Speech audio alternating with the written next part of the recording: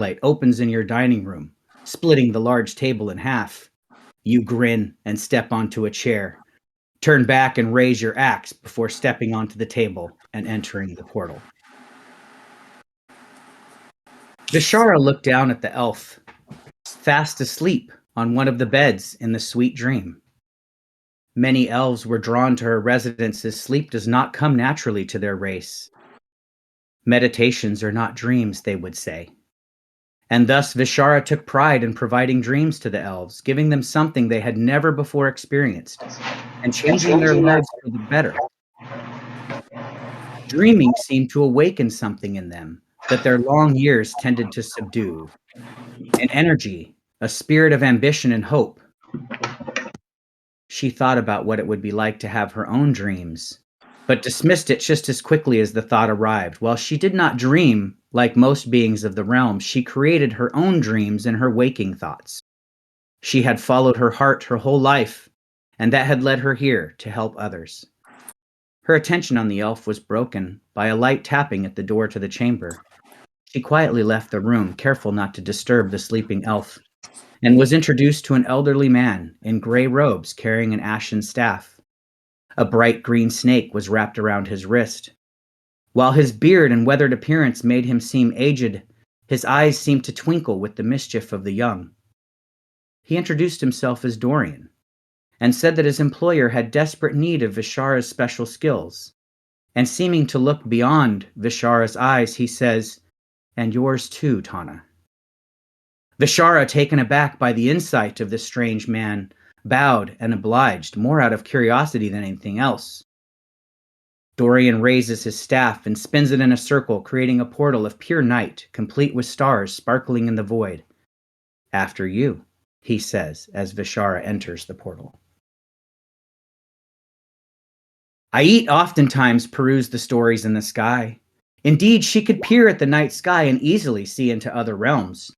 She took both pleasure and felt pain and remorse at some of the tragedies, comedies, and dramas that would play out across the multiverse.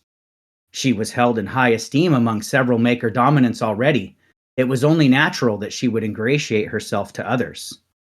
A cry rose up from a distant realm, one in which she hadn't visited before. It was a strange voice, not living, but sentient. Not mortal, but not a god either. Curiosity drove her to follow it. Up into the night sky she floated, picking up speed until she resembled a shooting star. Into the void of space she flew, time passing without meaning at this speed. Or was it receding? She couldn't tell. Eventually she came to the source of the cry, a small rip in the fabric of space-time. The image on the other side blurred from this side. Details could not be ascertained. The only way she would know for sure would be to step through. She did, without hesitation. Some would say, even enthusiastically. Sam took a deep breath and inhaled the fresh forest air. She had finally found an untamed wilderness. It's happening. Here there were wild animals and even peoples living among the wilderness in peace, not tearing it down, but only taking from it what it could replenish naturally. She took joy in watching these people with their reddish-brown skin and long silky black hair move through time contentedly, not vying for power or control or domination or even change, but staying the same for generations, never becoming stale or stymied in their thought and growth. This, Sam thought, was the pinnacle of evolution for mortal kind. They hunted animals for food, sure, but not out of cruelty or gain, only to feed their tribes and no more. They used all they killed for their garments and homes. They did not cultivate fields, cutting down forests, but instead ate the crops that nature provided. Slowly, when she gained trust, she began to make herself known, after a fashion, to these strange people. Taking various forms, she eventually became revered as a friendly spirit of nature and received offerings from time to time, left at the borders of the woods, still wild. She was walking one of these borders one midsummer day when she saw a thin, frail man walking toward her. He wasn't dressed like the other natives, but instead wore long gray robes and leaned heavily on an ashen staff. He smiled as he slowly strode up to Sam and introduced himself. My name is Dorian, a traveler of sorts. And he said that he'd been searching for Sam for some time, almost seeming like a complaint about how hard it is to find her when she doesn't want to be found, complimenting her ability to blend in while simultaneously complaining about it. Do you love this land? Do you love its peoples? Do you love it as much as you love Diana? I am sure that you do. For you it is nirvana. If you wish to see this for all, you must follow me. If you do not, all of this will be covered in iron and stone forever. Sam's worst fears put into words, she entered his conjured portal without hesitation. Helleborn stared with dead seriousness at his visitor. The wire-thin youth in gray robes was brighter than his students. He had to admit himself that matching wits with the young man proved difficult, even to him. Their discussion had wandered the gamut of all Helleborn understood about the multiverse. The young wizard, Dorian, he said he was called, kept providing information previously unknown to Helleborn about several aspects of magic. But his information was obscured in hints and teases rather than straightforward facts. Helleborn's temper began to get the better of him. Speak plainly, child. What it is you wish from me precisely. Suddenly, a dark shroud surrounded the young wizard, and he appeared to grow in stature. I am no child. Do not make the mistake of taking everything you see as truth. Surely the sins taught you better than that. By some trick of magic, the fate of one of the worlds in the multiverse affects all others. And my employer seems to believe that your exploits prove you worthy. Worthy of what? I do not know, but after speaking with you, and his eyes soften as the shroud of darkness fades back into natural light and his stature returns to normal. I would put my faith in you as well. A portal of starlight opened behind the wizard, and he motioned with his staff for Helleborn to enter. I will be right behind you, my friend. Dorian stood at the top of his tower, open to the night sky atop an impossibly high mountain peak. Nothing, not even birds, flew this high up. The bright, clear, moonless sky reflects the stars into the pool of water sitting still as if it were frozen in time in the large bowl in the center of the tower floor. He curled his fingers around a small, flat stone in his hand and flipped it like a coin. Eyeing the center of the pool, his eyes narrowed as he flung the flat stone, skipping across its surface, hitting the still water exactly 5 times before sinking into the depths. The ripples exploded across the still water in each of the 5 places the stone hit, bouncing and rebounding off the walls of the bowl and each other, forming strange patterns and moving the constellations reflected in the water from the night sky. And so the stones have been thrown. It is now up to fate. All right, those are my cutscenes. Now we're in real time. So yes, I took the time to read all your backstories, and I hope I touched on something that that you cared about in your backstory in each of those little write-ups. I do like how Dorian doesn't have to even ask. He just opens the portal and she jumps in.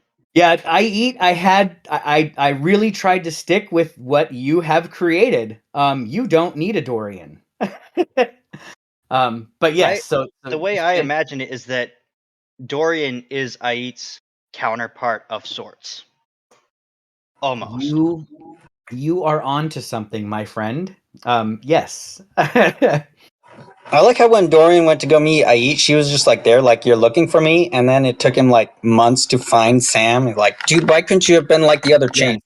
Yes, Sam was the most difficult one to find. Dorian walks out and Ait's like, I'm ready. I got all my stuff.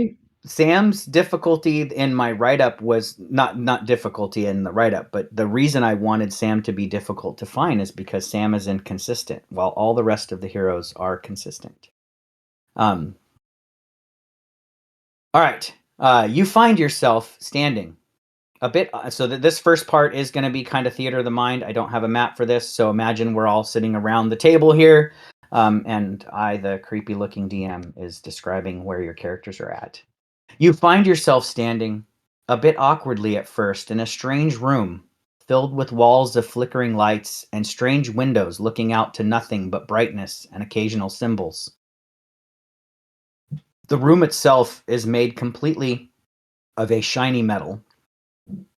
There is a giant metal head in the center of the room, not like that of an armored helmet, but stranger. Some of you would recognize it as similar to a Warforged head. You look around at the others gathered here, most of you expecting to see a gray-robed wizard. He is nowhere to be seen.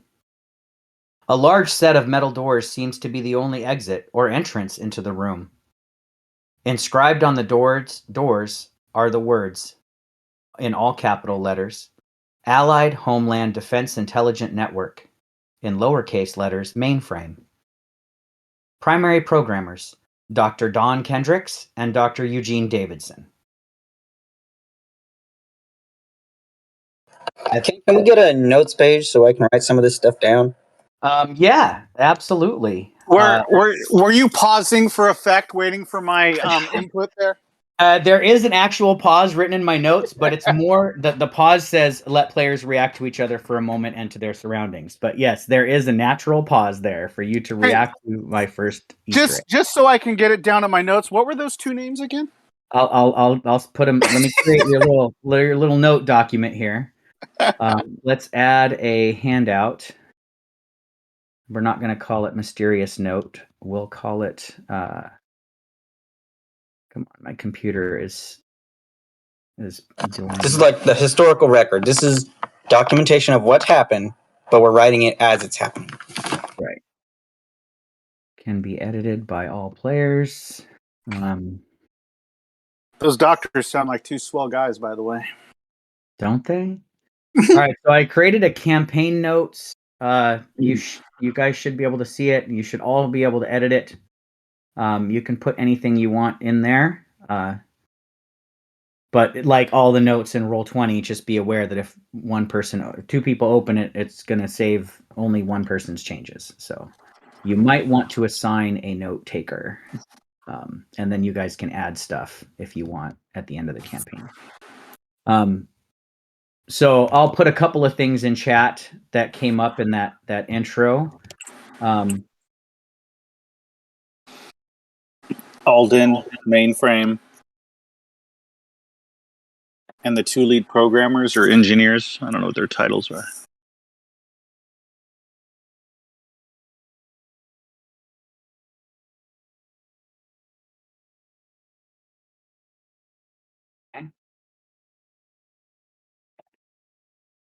Well, then I better not say anything stupid. There's nothing stupid. Nobody's going to hear this but us, right, Chris? What, his million followers aren't gonna tune in? That's the joke. Okay. That is what you see written, inscribed on the door. And yes, Sam, your reaction is perfect. You are surrounded by nothing natural at all. I was promised no metal would come to me. I'm just surrounded by this stuff. Right? You feel a little bit taken aback all of a I was sudden. at peace. It was perfect, and you just slapped me right here. This is the furthest thing from wild and natural that you can possibly have fathomed in your imagination. So yes, I can imagine your shock. But take a moment to look around. You have, none of you really know each other at the start of this. You can say that you have heard of each other's exploits. Those of you, for sure, Braun and Vishana, I think, have heard of each other because I think you're both in my world. I think based on your backstories, you were from my campaign world. And remind me again, or remind us again, how knowledgeable are we of Warforged? Because that's what we would assume this type of being is. Yes, you are at the end of time in my current campaign world. So that means that Warforged have been around for a few hundred years now. Okay. They did participate in the the demon wars that eradicated all demons from existence. So they were integral in that battle, actually. So that they have some renown, but they are familiar. And my current campaign world has technology up to and including magical technology like Warforged, as well as black powder, cannons, flintlock pistols, muskets, that kind of stuff. So there is, and even some steam powered creations. The gnomes do that. So there is some technological acumen in the world. So you would be familiar with some things similar to this, just not at this scale. The thing that would surprise all of you, except with the exception of maybe Ait, is the technological scale of which you are witnessing. So this head's like a big giant building, essentially. Yes, it's as big as a barn, essentially. Yeah. If you want to simplify it, he's our Zordon, and we're the 5 teenagers with attitude. That's funny. I'm not really a teenager anymore. That happened like Don't ruin the analogy. Just go with it. Yeah, I So might you be the look oldest around one. at each other. You are all seasoned adventurers, so don't feel like this is a new experience in your lifetime of adventuring. You have come across new party members, adventured with them for a while, parted ways, made new friends. You have met people in your adventures that this does not seem strange to meet a group of strangers that are all suited to a particular task. I would even go so far as to some of you may have been gathered by an employer of sorts to do a task based on your skill set in your past. So you kind of gravitate to the center of the room. You look around at each other, wondering each of you what the other's skill set might be and why they are here. I will And go. then There's no evil characters, right? go Because ahead. How do you? that can completely ruin the entire mission. Hello, Vorno. Remove his mask, hoping no one sees it as like a dark image or anything. I'll just like, no evil characters here. Are you a fellow traveler of the multiverse? Yeah, you could probably say that. Haven't been this far out though. Do you know where we are exactly? It's Yeah, definitely no world I've been to before. I know exactly where we are. We're in the Allied Homeland Defense Intelligence Network mainframe. Sam, as you were the one who said, "I want." Do you know where we are exactly? Right. Correct. You Okay, want me so to- Sam, as you say that, your eyes are darting around the room a little bit more wildly than everybody else's because this is the most unnatural space you can possibly imagine yourself being in. There's no You, grass, there's no stars, it's all metal, we're just stuck in a box. If I was a cat, I'd be fine, but I'm a dog. but as you have that thought, there are no stars. Your mind lingers for a moment, and you look up. And as you look up, you do see a large window. At first, you thought it was just the ceiling painted black, but some light starts to come in from the window up above. It is glass, and it is looking out into the night sky.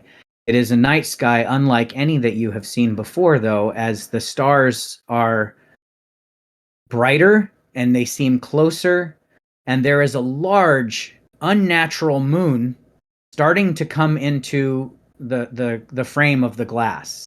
It would seem like a moon, except for its color, as it is a blue and white marble, a globe of extraordinary beauty. And you are drawn to it as if that is natural and where you are is not. I've never seen this side of the moon before, but at least there's a moon.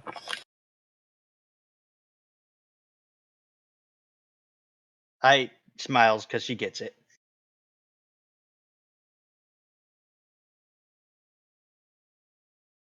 So, are you all friends of what was that name again? Dorian.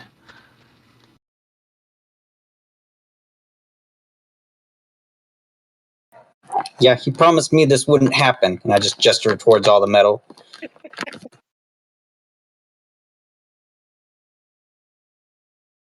Who's Dorian?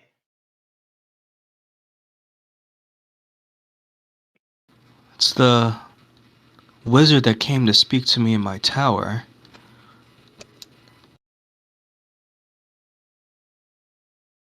What is Vishara and Braun doing at this time? Well, I'll start because Vishara might have a response.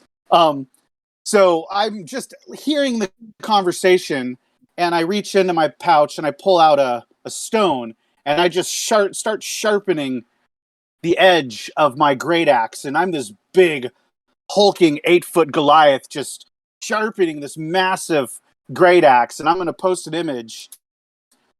And I'm looking over at Vishara the whole time. I'm just sharpening this great axe, looking over at Vishara. Oh god, I'm gonna butcher this accent.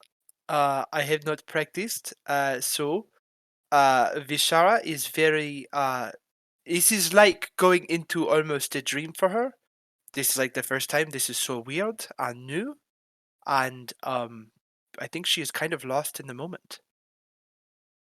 Just watching and staring around at all these weird things that she has seen. Excellent.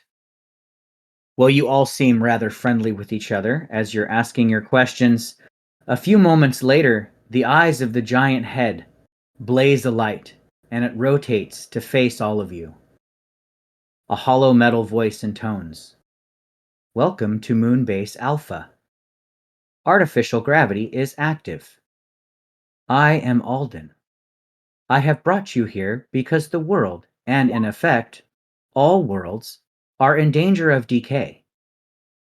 It is my primary objective to create a perfect environment, a nirvana, to use a term favored by one of those who came before. And if we do not act now, that objective is in danger of never being realized." As you look more closely around the room, you see dozens upon dozens of strange coffin-like chambers with glass doors. There is frost on the glass, making what is inside the coffins difficult to see, but it is obvious that there are humanoid shapes inside. Upon closer inspection, you notice that 5 of these chambers are empty, the frost on the glass melted, and the doors flung wide open.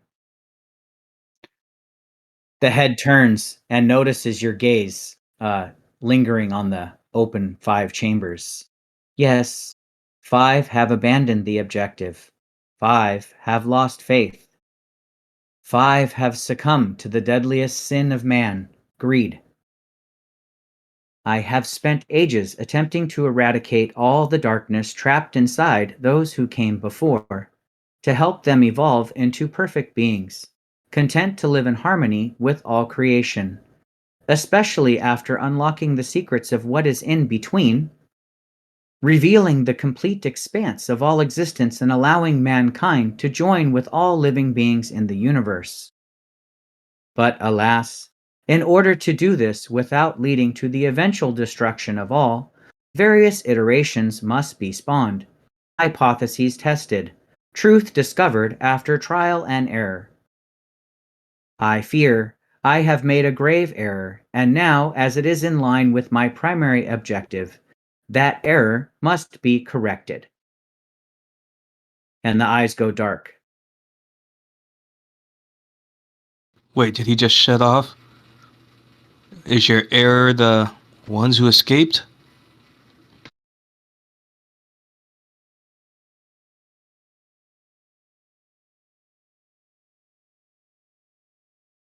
Hmm. Are you not responding on purpose, Ken? Correct? Okay. I am leaving you in the moment. React I'm hoping, appropriately. I'm hoping someone got that written down. Well, it sounds like there's 5 of us here. They had 5 before that left their objective, and we're being called to complete that objective. And now the great Ahldin is apparently just powered down. Do you know this thing? Are you from this world? Or the world, this moon base? I'm not part of this world, no, but I've heard and seen these type of warforged beings before. Braun, please give me a history check. Whoop, whoop. And Dice. Vishara, you can also give me a history check. Me? Yes. Straight 13, no bonus. Oh, that's a natural 20! For a 22 history check. All I feel right, like I should take a picture. and This is the first 20. Braun, what would your total have been? Is it 13? Yeah, I've got no bonus, so 13. Okay. So you are familiar with the name Ahldin at the edges of your memory, but you have no recollection of what it's referring to. You just know you've heard the name, almost like a rumor. Okay. Vishara, however, you seem to have either studied or perhaps based on how old you are. I forgot to look at your age.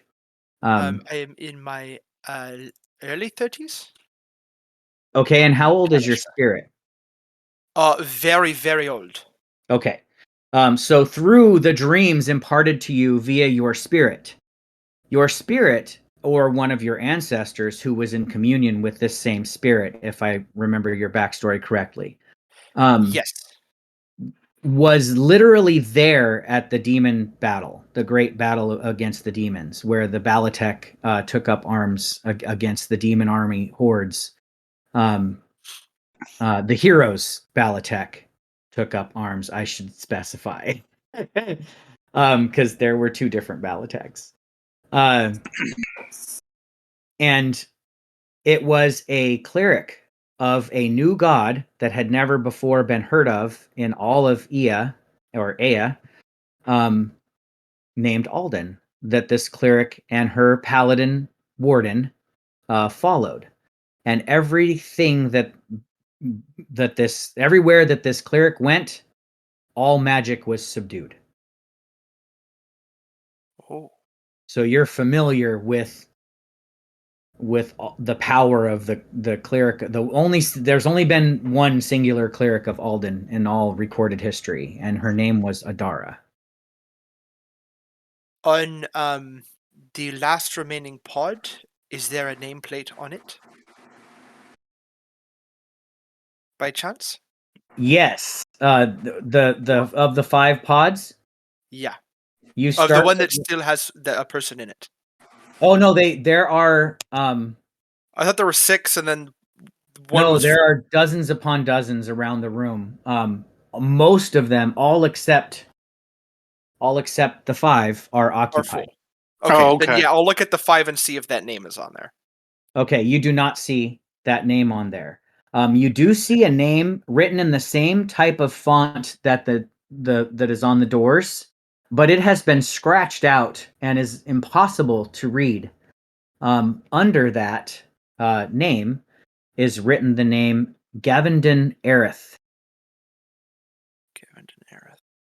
As you look around now that your attention is drawn to these 5 open pods, you see that a similar thing has happened to the nameplates of all of them.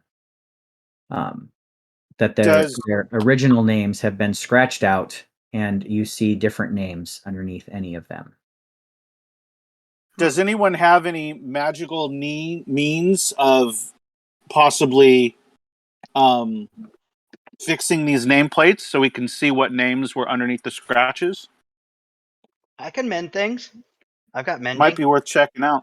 I've heard that. I've seen that done from some previous magic friends of mine. Well, while you are doing that, I will say this Ahldin is a deity of, I believe, who was there during the war against the demons. And it was their cleric that helped subdue magic. Specifically, the lore says that it subdued the demon magic. The demon magic, okay. Correct. Well, So clearly we are in the presence of something very powerful. But as to why it shut off, I am not exactly sure. Well, we're on the topic of names. Maybe we should introduce ourselves. My name is Sam. Nice to meet you. If somebody starts to begin to cast a magical spell, I don't know who was going to try to cast mending or start to do something like that. I will try and cast mending. All right, great. I'm glad you volunteered. I eat. Strangely, your connection to the source from which you pull magic from is inaccessible. It doesn't feel like it's gone. It feels like it's deliberately being blocked. It doesn't feel like a magical block, however, as you are familiar with things like very powerful level spells. I can't remember what the name of the spell is. Like an anti-magic field? Yes, thank you. An anti-magic field. You've been familiar with like the cone of a beholder, things like that that can suppress magic, but this feels wholly different. Almost as if whatever pathways in your brain you use to communicate with the weave or pull from the weave have just disappeared. At that moment, the eyes of Ahldin flicker and it lights up again. This time a different color. She turns around and goes, I didn't do it. The first time the eyes lit up, they were bright blue. This time they are a bright white color. Is everything okay? The five who have abandoned the objective seek the core of Moonbase Alpha. The voice is wholly different. I can't do voices as well as Connor, but this voice seems a bit different. Less mechanical. Less mechanical and more unsure of itself. The five who have abandoned the objective seek the core of Moonbase Alpha and the primary override. If they achieve this, they will destroy the possibility of peace for all existence. They will allow this world to destroy itself, to consume all living things in order to achieve greatness. They seek only personal power and gain and only to consume, to grow greater and greater until there is nothing left to consume. Then, when they have grown fat with power, they will seek out more to consume until there is nothing left. That is the nature of greed, and that is the demon in their hearts. I've killed greed before. I can do it again. At that moment, the lights flicker again in the eyes and fade and are replaced with a bright blue, peaceful kind of light. If you will give chase and stop them, I can reward you with something you cannot find in a pile of treasure or even great magic. I will give you eternal remembrance. I will give you immortality in the next iteration, provided you bind yourself to my primary objective and do not betray me when the time comes. The eyes flash red for a moment. If you agree to this, you can become anything you imagine, go anywhere, gain control over space and time. You will be as gods. As long as you are loyal to the primary objective, you will exist for all time and you will be there to see the primary objective fulfilled. A nirvana for all mortal kind. Will you accept? What is this primary objective you speak of? What they said. The five who have abandoned the objective seek the core of Moonbase Alpha and the primary override. If they achieve this, Okay, I think he's on achieving a the loop. primary override, they destroy the possibility of peace for all existence. Out of curiosity, can I connect with this being telepathically? Unfortunately, whatever power you draw upon in order to have telepathy itself seems to be blocked in this room. It's actually quite scary because you do not have a connection to your spirit for the first time in your life. So what I'm getting is like all our magic and like racial abilities are blocked for now. Maybe. Yeah, that's one way to explain it. There are certain rules of physics in this room that are only here in this room. Seeing others struggle with trying to utilize their abilities, their powers, their magic. Braun pauses from sharpening that great axe and just kind of whispers to himself, rage, get mad. And I would assume I can't break into rage as well. Rage is not a magical ability. So you can. However, the rage that you would feel would be an ordinary anger that drives your actions. Any magical effect of your rage would not activate. So, for example, if you burst into flame when you rage, that wouldn't happen. Right. But you can naturally drive yourself to anger and feel that boiling of your blood. Okay, so I feel a little bit more confident that my power hasn't been stripped from me, and thus I do feel like I'm greater than the other four. But that's kind of to myself. Awesome. I'm kind of curious if my true sight has been affected. It's difficult to tell that in this room because there is nothing hidden. Well, just look at the other changeling. Can you see through it? Because you can see through shape changes and That's a good question. Sam, how are you appearing? stuff. Normally, I'd be, probably as soon as I saw that there were other people around, I would have assumed, just darken my hair and make my natural skin, So, however Sam and Ait are choosing to appear is exactly how they appear to each other or anyone else with true sight. Yeah, probably the fact that she can't see into the ethereal plane is probably a good assumption that her true sight's not working. There is that too. Yeah, normally you see a hazy image reflected in the prime material plane, which is the ethereal plane, and you do not see that currently. It's almost though as if there is no ethereal plane here at all. It's a very strange feeling. It's like if there was one, you could see it, but there isn't one. Braun stands up, kind of plants his the butt of that great axe into the ground, where he's holding the top of it, kind of in one of those tight emote poses, from Destiny Kin, and just speaks directly at Ahldin. I accept your challenge. I knew that you would be the first. Please step toward the door. Is it another portal? No, Did it's the the door same open? set of double doors that has the Okay. name and the programmer's names on them. Okay, so I walk towards those doors. Do they react, or is anything happening? Not yet. Okay.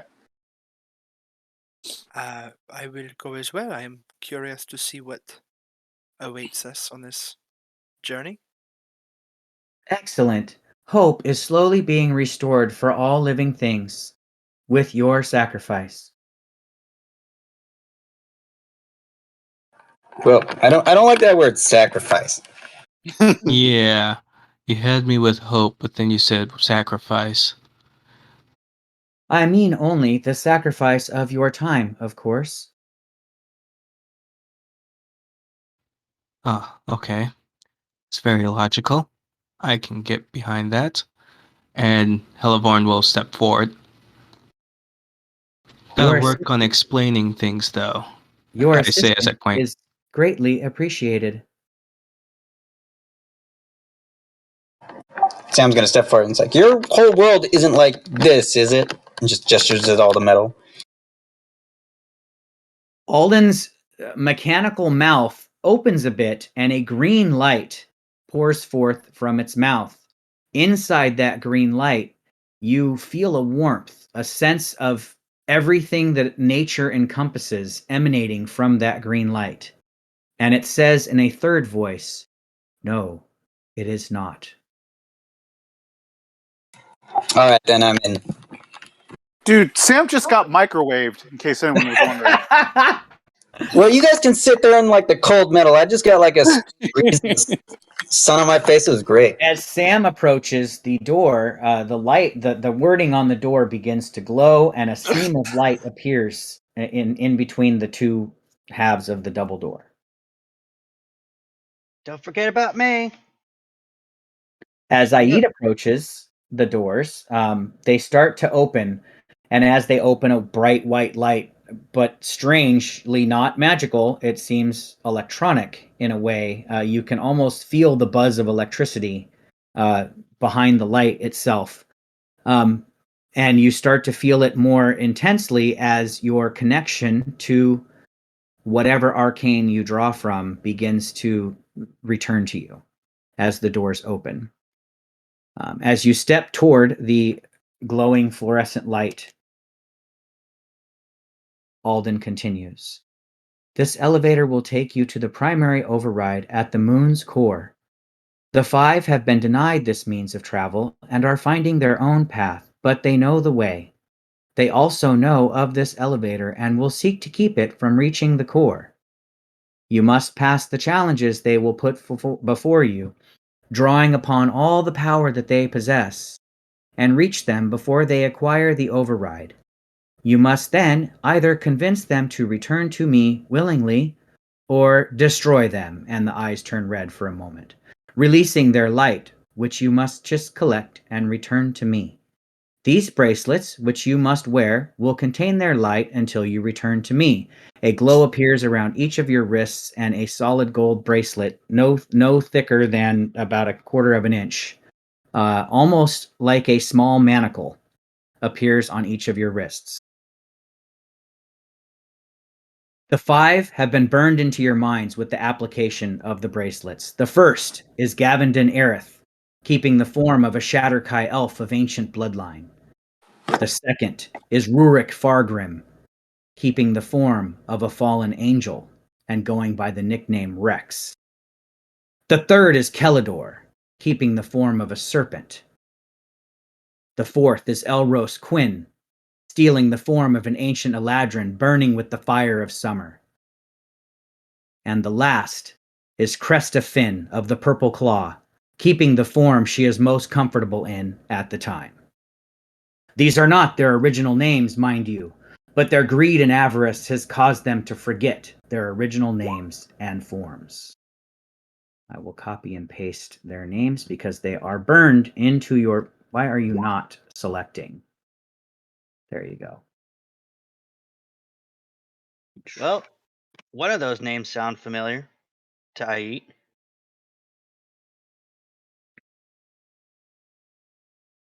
These are all familiar characters. Did you say serpent? You don't mean like snake serpent, right? Now, so this is kind of a little bit of my tribute to all of you, and Chris, you two especially, is what the original inspiration for the idea was. Originally, I had picked only the 5 characters to be 5 characters that you have killed in every campaign that I have played in of yours, to return in some manner or fashion to be these 5 gods that you have to destroy. However, I have decided to make it one per occurrence that you all would recognize instead of all coming from your world. Gavendon did die in Chris's world. Rurik did not die, but he was in Tomb of Greed. That's Rex. He's Kellador, closest to die. he did come closest. Kellador is also from Chris's game, but he is not a high elf anymore. Elros Quinn is from David's game. I banished that asshole. Banished that asshole on his birthday, no less. Yeah, And that- most of you are familiar with Cresta Finn, who died in a rug. I take full blame for that. I was there too. A smothering rug killed Cresta. Belson, the stupid idiot bard. Nelson and Edward. Yeah. It started with all 5 being yours, so I threw some extras in there because I wanted to vary it up. And then I also, when I started actually building their character sheets, didn't want to use the 5 that died in your games. I needed a better set of companions, and I also wanted to change all their races. So none of them are the races that they were, except for Cresta. Cresta is in the form that she is most comfortable in, which is a half elf. And what did Ahldin call these? The 5. The 5 betrayed. These are called Ahldin's betrayed, and you are Ahldin's anointed.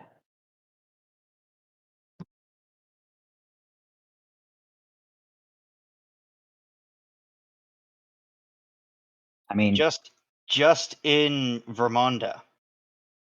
You Yes, beat me. Chris. Yes. they must be returned or destroyed.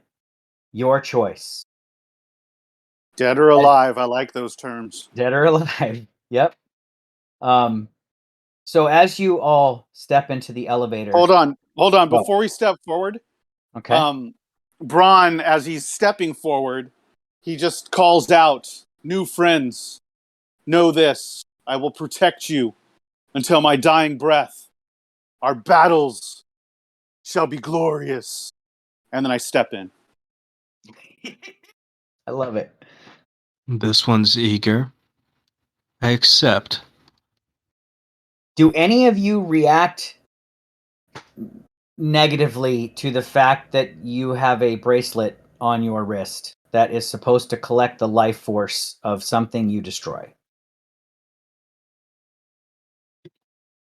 Ahldin called it their light, but whatever it is that you call it in whatever religion you believe in, you infer that Ahldin means soul.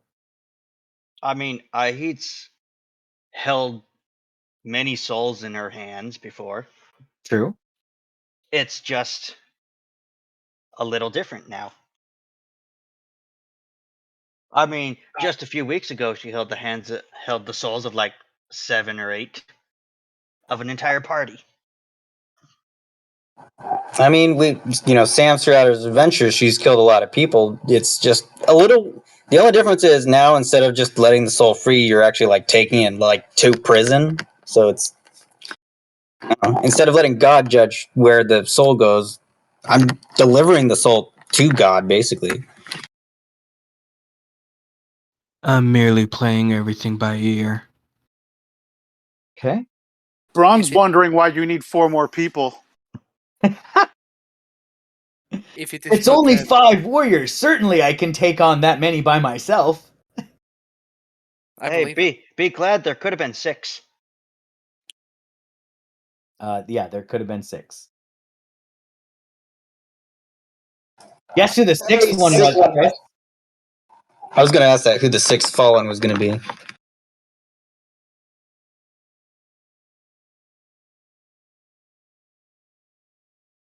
No. It's someone that you hate. I have a guess.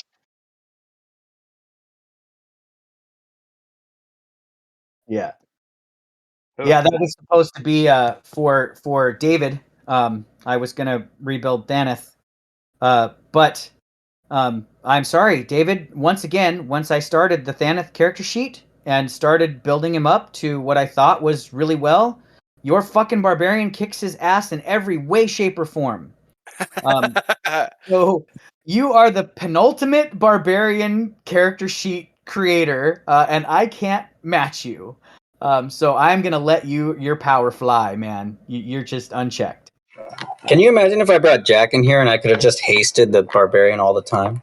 For what barbarians are, David has really crafted an excellent barbarian. He encompasses everything that a barbarian embodies. Now, that's not to say that barbarians don't have weaknesses. Oh, I have weaknesses. He has weaknesses, but I also build my characters with weaknesses, and the strengths just don't overcome yours. So good job again, very good job on that character build. All of your character builds were fantastic, actually. But I have to admit, I was I'm outshined. David, you've got the soul of a barbarian. Oh, I love it. It's great. Um, Chris, we all don't right. do not question that you could kill him. Yeah, it's possible. I don't know if I can kill Sam, but I think I could kill everyone else. As you step into the elevator, you do realize that you now, outside of the presence of Ahldin, have full control of your magical abilities.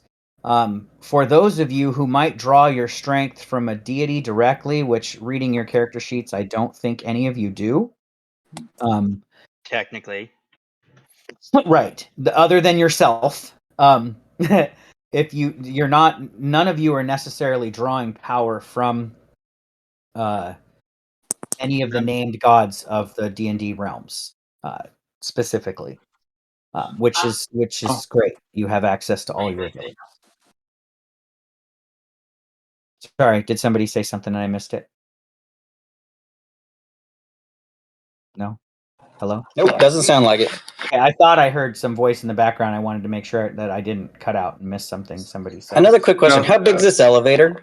Are we all? This elevator is big enough to fit 6 people. This is perfect. And There are Please, 6 of us. please how many tell me. how many buttons are there? there are no buttons. I wanted to push all the buttons.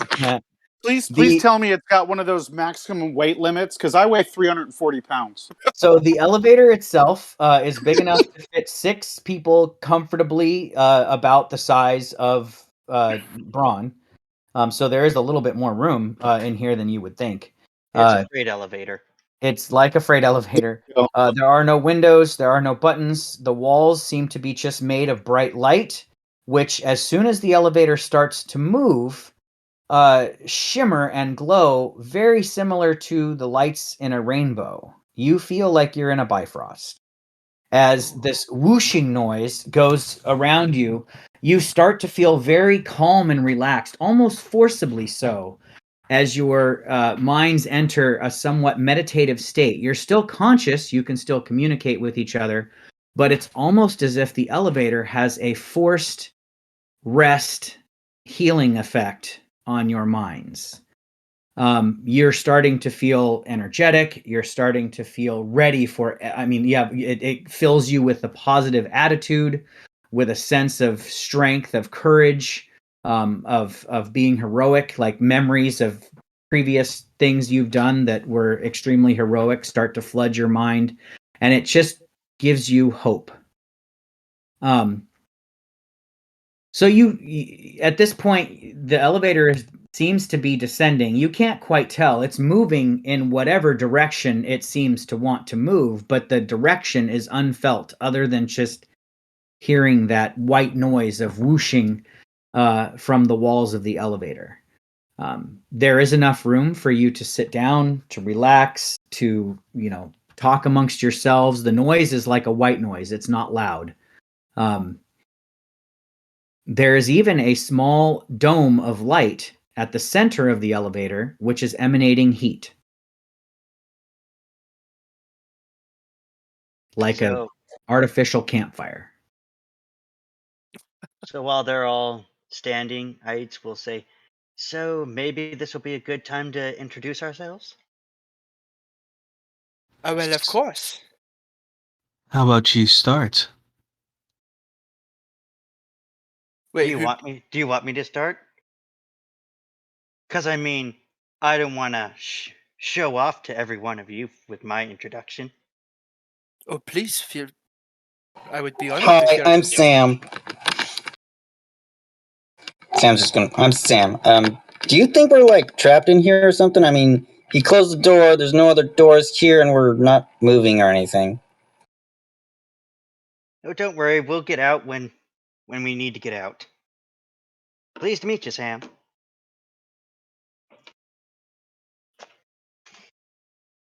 Normally, when you introduce yourself as well. Well, then allow me to introduce myself. Well, my name's Ayid, and I'm glad to meet every one of you here today. I heard a clarion call, I'm guessing all of y'all heard the same and chose to investigate. So I came to this world through the void I was hurled and found it all in this sorry state. And since I was here, I figured I'd try to steer it away from its unfortunate fate. Oh yeah, oh yeah, yeah, yeah.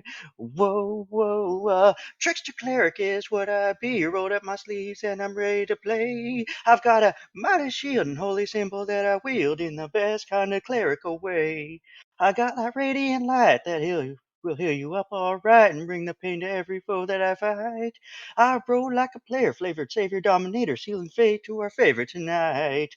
Oh yeah, oh yeah, yeah, yeah.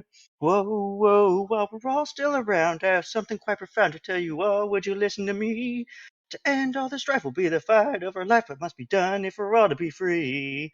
So I say, let us praise in these end of days to those beside us who are willing to see. If one of us has got the stuff to go toe to toe with divinity. Oh yeah, oh yeah, yeah, yeah. Whoa, whoa, whoa, yeah. Oh yeah, yeah, yeah. Whoa, whoa, whoa. So who are you? Sam's just got that like tilted dog. Like what just happened? That was absolutely phenomenal. Beautiful. Impressive. It was just it was just the musical portion of this section. Are you sure you're not a bard? I contemplated changing her to a bard. That's awesome. I had a younger brother once who was skilled at musical arts. Most impressive.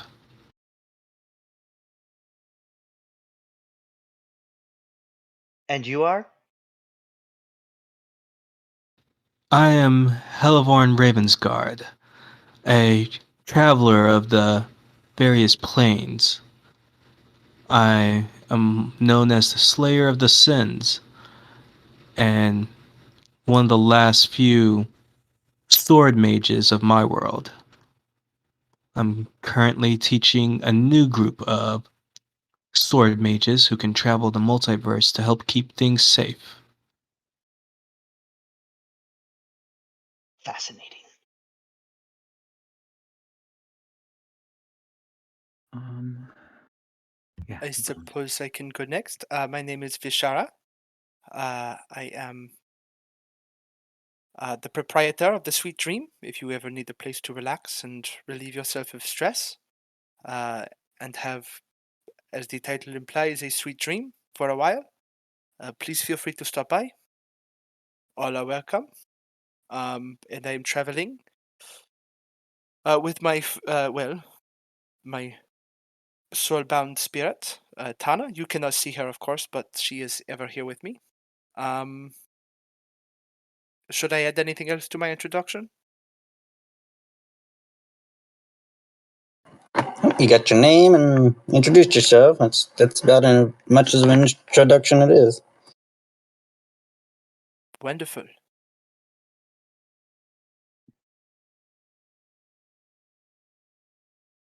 How about you, big guy?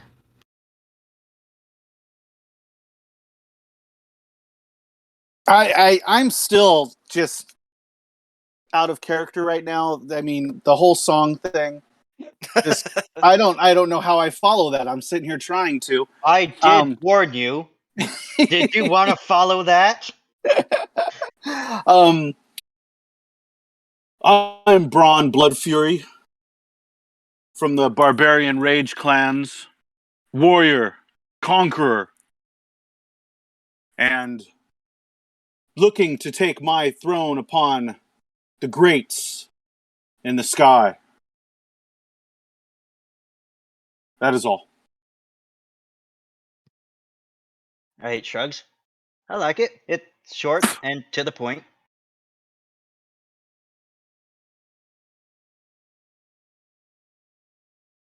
So where are we all from? I assume we are not from the same world? Oh, I seriously doubt we're all from the same. Well, I personally come from a world known as Endora.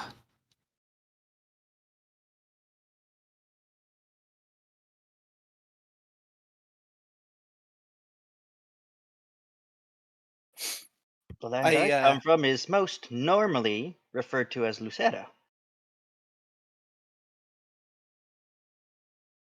I think I come from the world that the Ahldin is overseer of, if I understand correctly. Oh, so you're a local girl. I Ron's eyes light up. yes, I am. I suppose a local. I don't know. I don't know. This is all very weird and new. But you seem to have a good grasp of how all of this works. I've had my fair share of these wacky situations. Well, it is good to have an expert. It is relieving. Well, I'm guessing that we're all experts in something.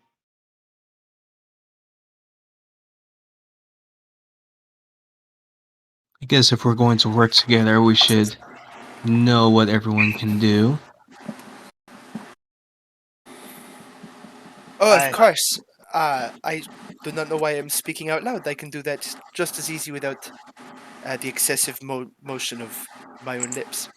And then just as that, I will begin speaking telepathically from now on to everybody. It was weird because for a while I lost connection to my spirit, and so I could not do this. But now I have regained that connection, and it is much easier to speak to your mind than it is to do anything in another way.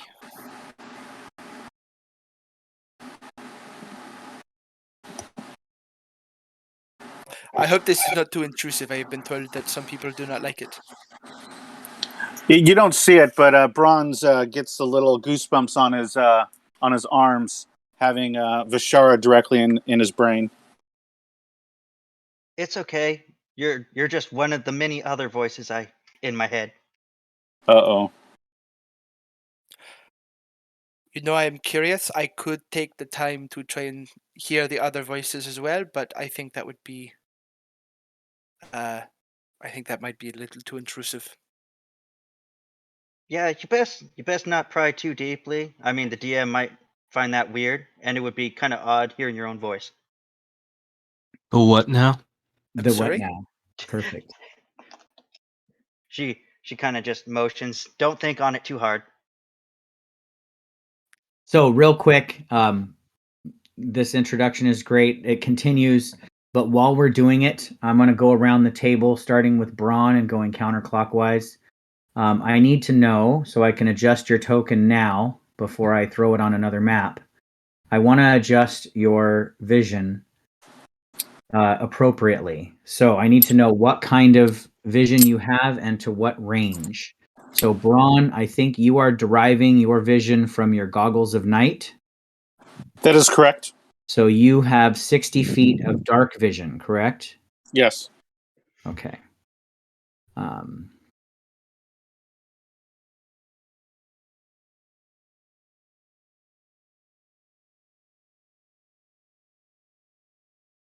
and then Ait, you have, I think, true sight. Is that correct? Yes, I am blessed with my true sight out to 60 feet.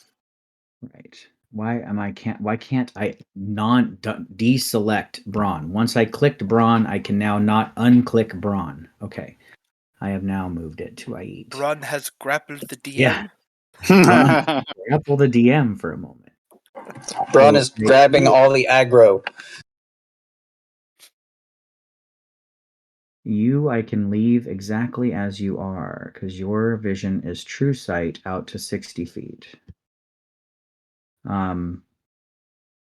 Sam, Sam also has goggles of night, and then we can work out wild shape stuff, but goggles of night. Yeah, what I will, since I'm not really creating tokens, you're just going to change the size of your token essentially to whatever you change into. And then you can use temp hit points for your creature hit points, which I linked to your token. So if you put a value in your character sheet in temp hit points, it should show up in the red bar, red circle, I think. As well as if you have certain stats that change, we'll just change those, like your vision. I'll just change it for your token. So you currently have dark vision. Yep, 60 feet, dark vision, goggles of night. Okay. Bishara, you have no vision, right? You just have regular vision. I just got regular ass eyeballs. Regular ass eyeballs. Perfect. And then Hellborn, what is your vision source? It's normal elven dark vision. Okay, normal dark vision. Ait is the only one with true sight. Okay, perfect. There is a form I can take later that might change that, but that probably won't be till like later. All right. So while you're introducing yourself, go ahead and continue. I have modified the tokens. I am going to be moving your tokens briefly to the center of the table, to the battle map, as it were. As that way I can cut and paste you. I'm assuming those with. So I created a spiritual weapon for Ait. I think you should be able to pull that out and use it. I created your celestial and your spirit. I think your spiritual weapon is also here, Ait. There's one over here too. But you should be able to control it and move it Yes. around and pull it out. Yes, I can. I'm just moving them out of the way so you can grab Yeah. each The token. celestial and the spirit are not currently visible, right? They have to be summoned. Yes. Yes. Okay. So I am only going to move your token for now. And I'm only going to worry about giving light to your or vision to your tokens. Oh, you were talking about my spirit. Never mind. Yes, both of you. Oh, both. You Okay. both have a thing you can summon. I just at this point in time they're not currently summoned. Okay. Oh, but is your familiar with you, Helivorn? Yes. Okay, then I will also grab your familiar and copy that onto the map. Come on, move up into the next square. There you go. So 1, 2, 3. Why is there 6? Because you have Oh, Sally. Sally in there. No, I don't. I want Sally over here fighting the party. That's what's happening here on the little battle map. So what I'm using this battle map for is essentially we're playing D&D, and all of a sudden I've taken your tokens and put them on, dropped the map on the table, and now I'm moving your tokens to the map. So just imagine that's why this was great that you sent me this, David. It was so inspirational. I just It's imagine really it right now. It's got it's a camera like this where it shows all the players when we're talking, and then it's just like you guys walk into a room, and the camera slowly zooms in on the map, and we switch to like play character screen. Braun went in first. Vishara went in second. Sam went in third. Helivorn went in fourth, and Ait went in last. So I'm going to put you in that order as this happens. Let me copy and paste. So as Vishar kind of explained her telepathic power, Sam's gonna go. I too learned to do that. It was necessary because I do this, and she's gonna wild shape into her. Not a wolf. That's a bit large. She'll just be like a normal dog and speak. It's like not It's easier for people to understand me this way. That is amazing.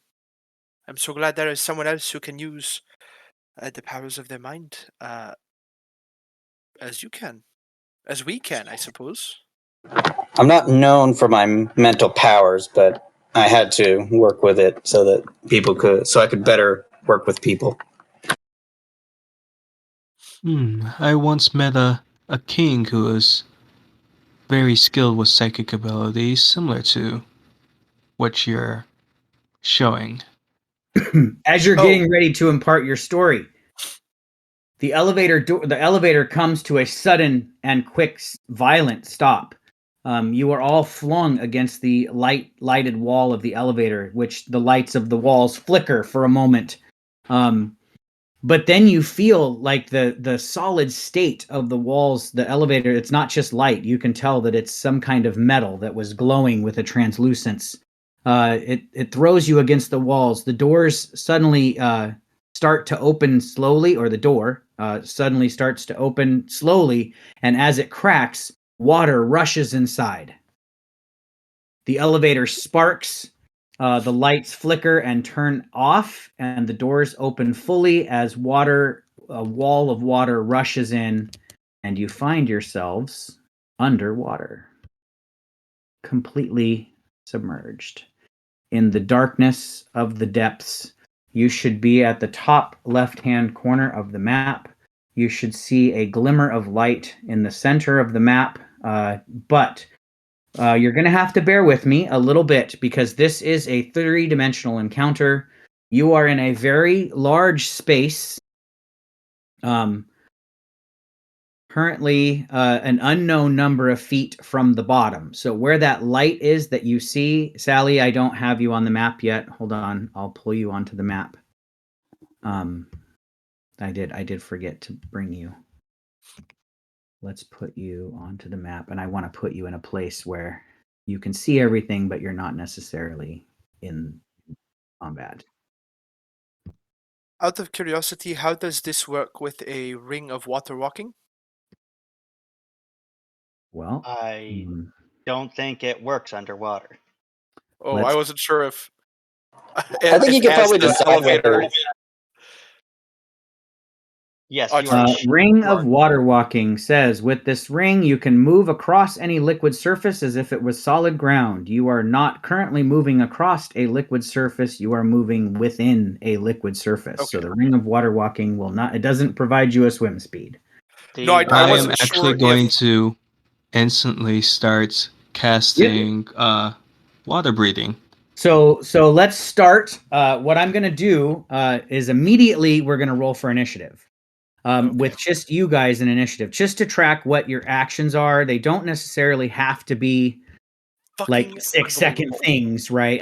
I want to go through a list and make sure I cover everybody, how you're going to deal with suddenly finding yourselves at unfathomable depths so deep that there is no light coming from above. You are way deeper than 23.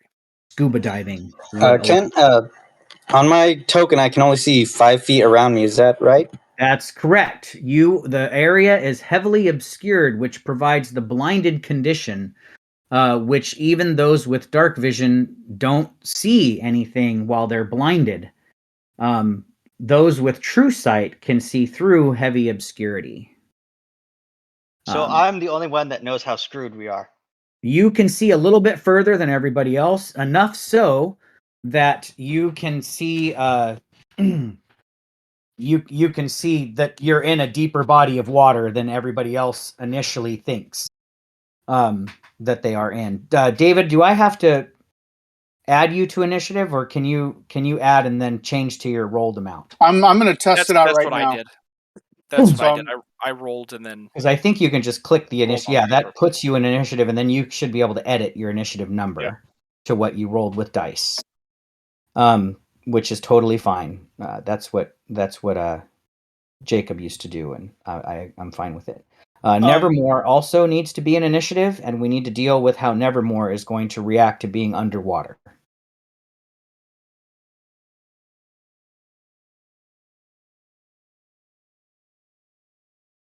So the other thing that I need to calculate real quick for everyone, but we'll do this during initiative, so on initiative turns. Once I see Nevermore in initiative, I'll sort. 1, 2, 3, 4, 5, 6. That should be all of you. So let's sort. And all we're really doing here is we're answering a couple of questions. If you have an action that you can do to mitigate being underwater, you can take that action. But while you're also doing that action, I need to know. Let me pull up my website for underwater combat. I need to know if you have a swim speed. I need to know how long you can hold your breath. You can hold your breath a number of minutes equal to your con mod plus 1. So that's a lot of rounds that you can hold your breath. But I need to know that. Certain things can cause you to lose breath, lose rounds of breath. Why is it one of the things that I didn't bother preparing for was drowning?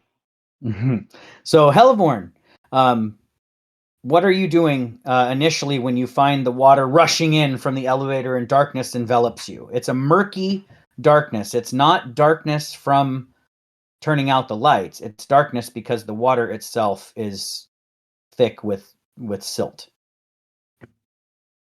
All right, so you cast water breathing.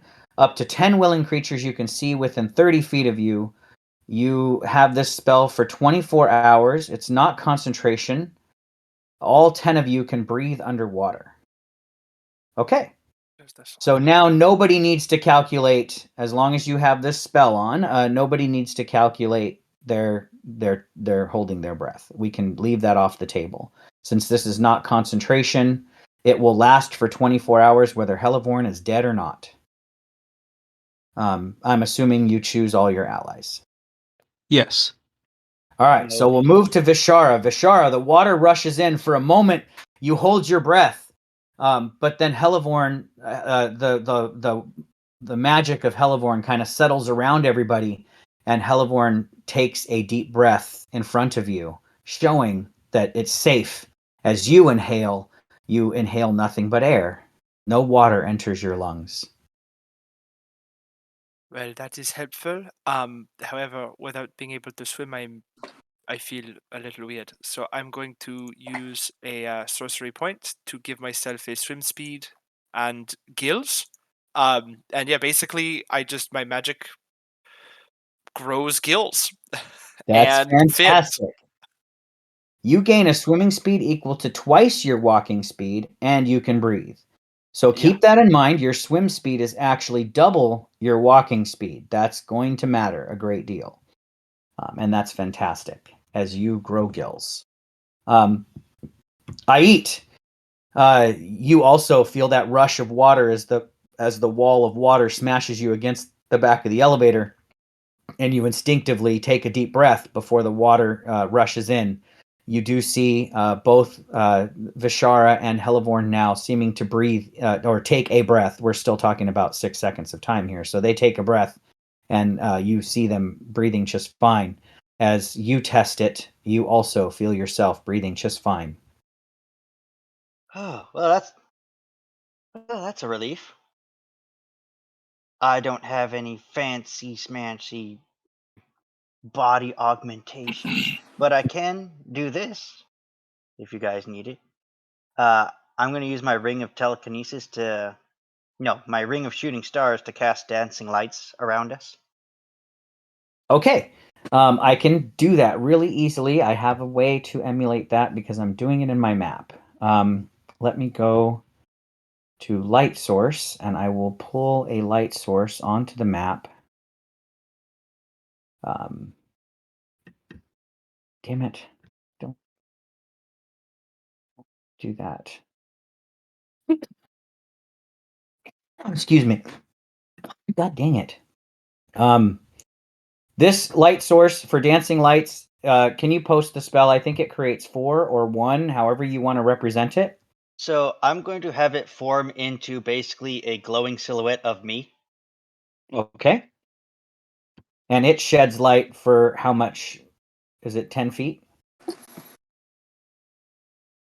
It is 10-foot radius, yes.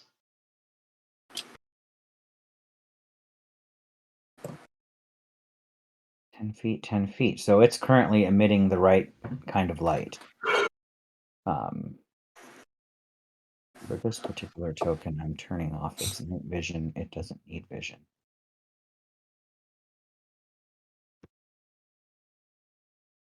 Objects and tokens. Come on. All right, so let me give control of... Oh, shit, if I give you control of this... Well, there are other light sources on the map. Just don't mess with those.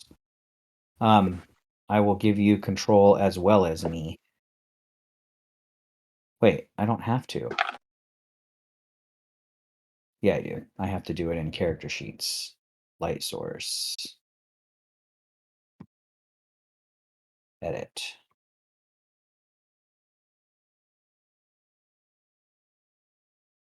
Wow, my MacBook is usually way faster than this. I will give I eat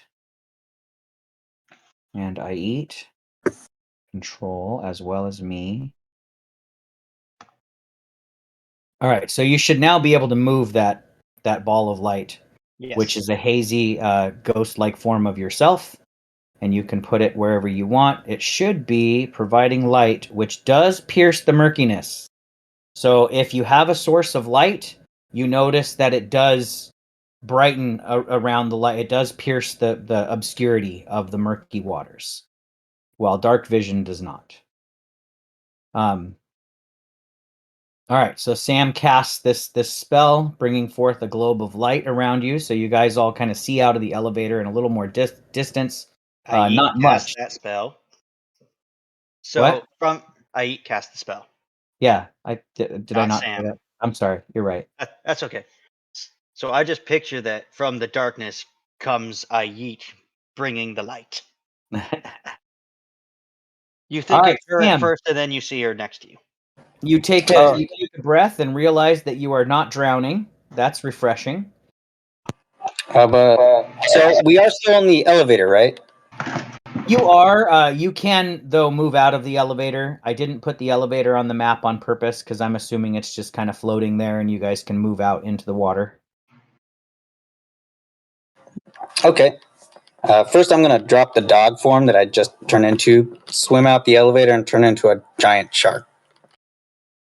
Okay. So I'm going to move you a little bit outside of the group and make you bigger. Huge. You are huge. And it has a blind sight of 60 feet. Yep. So let's change your vision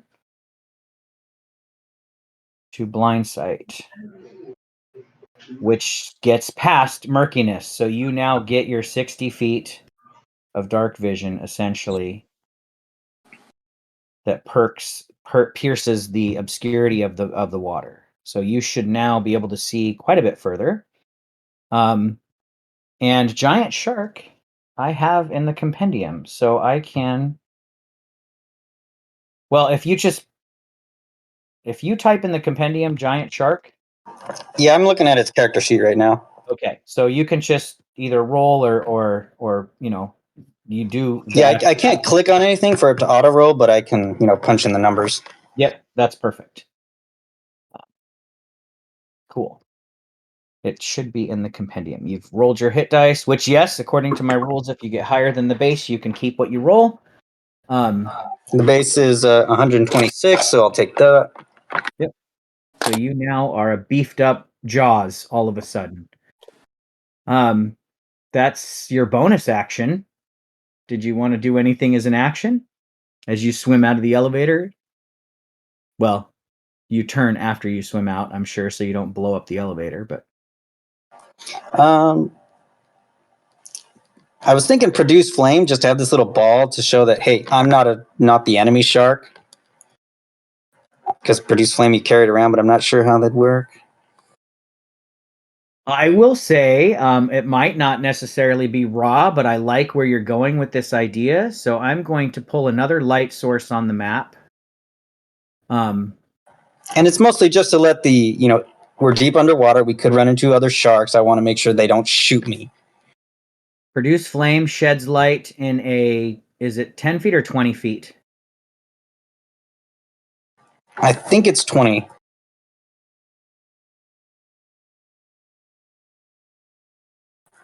Nope, 10-foot radius. Okay. So it's 10 foot bright, 10 foot dim. Yep.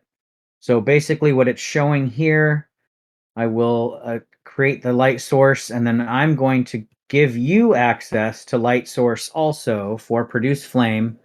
But what we're going to say is that essentially this ball of fire is following you around like a guardian's ghost. Essentially, it's just Yeah, like it just hovers over my fin like a remora or something. yes, perfect. Your That's fins exactly are what on it's going to fire. do.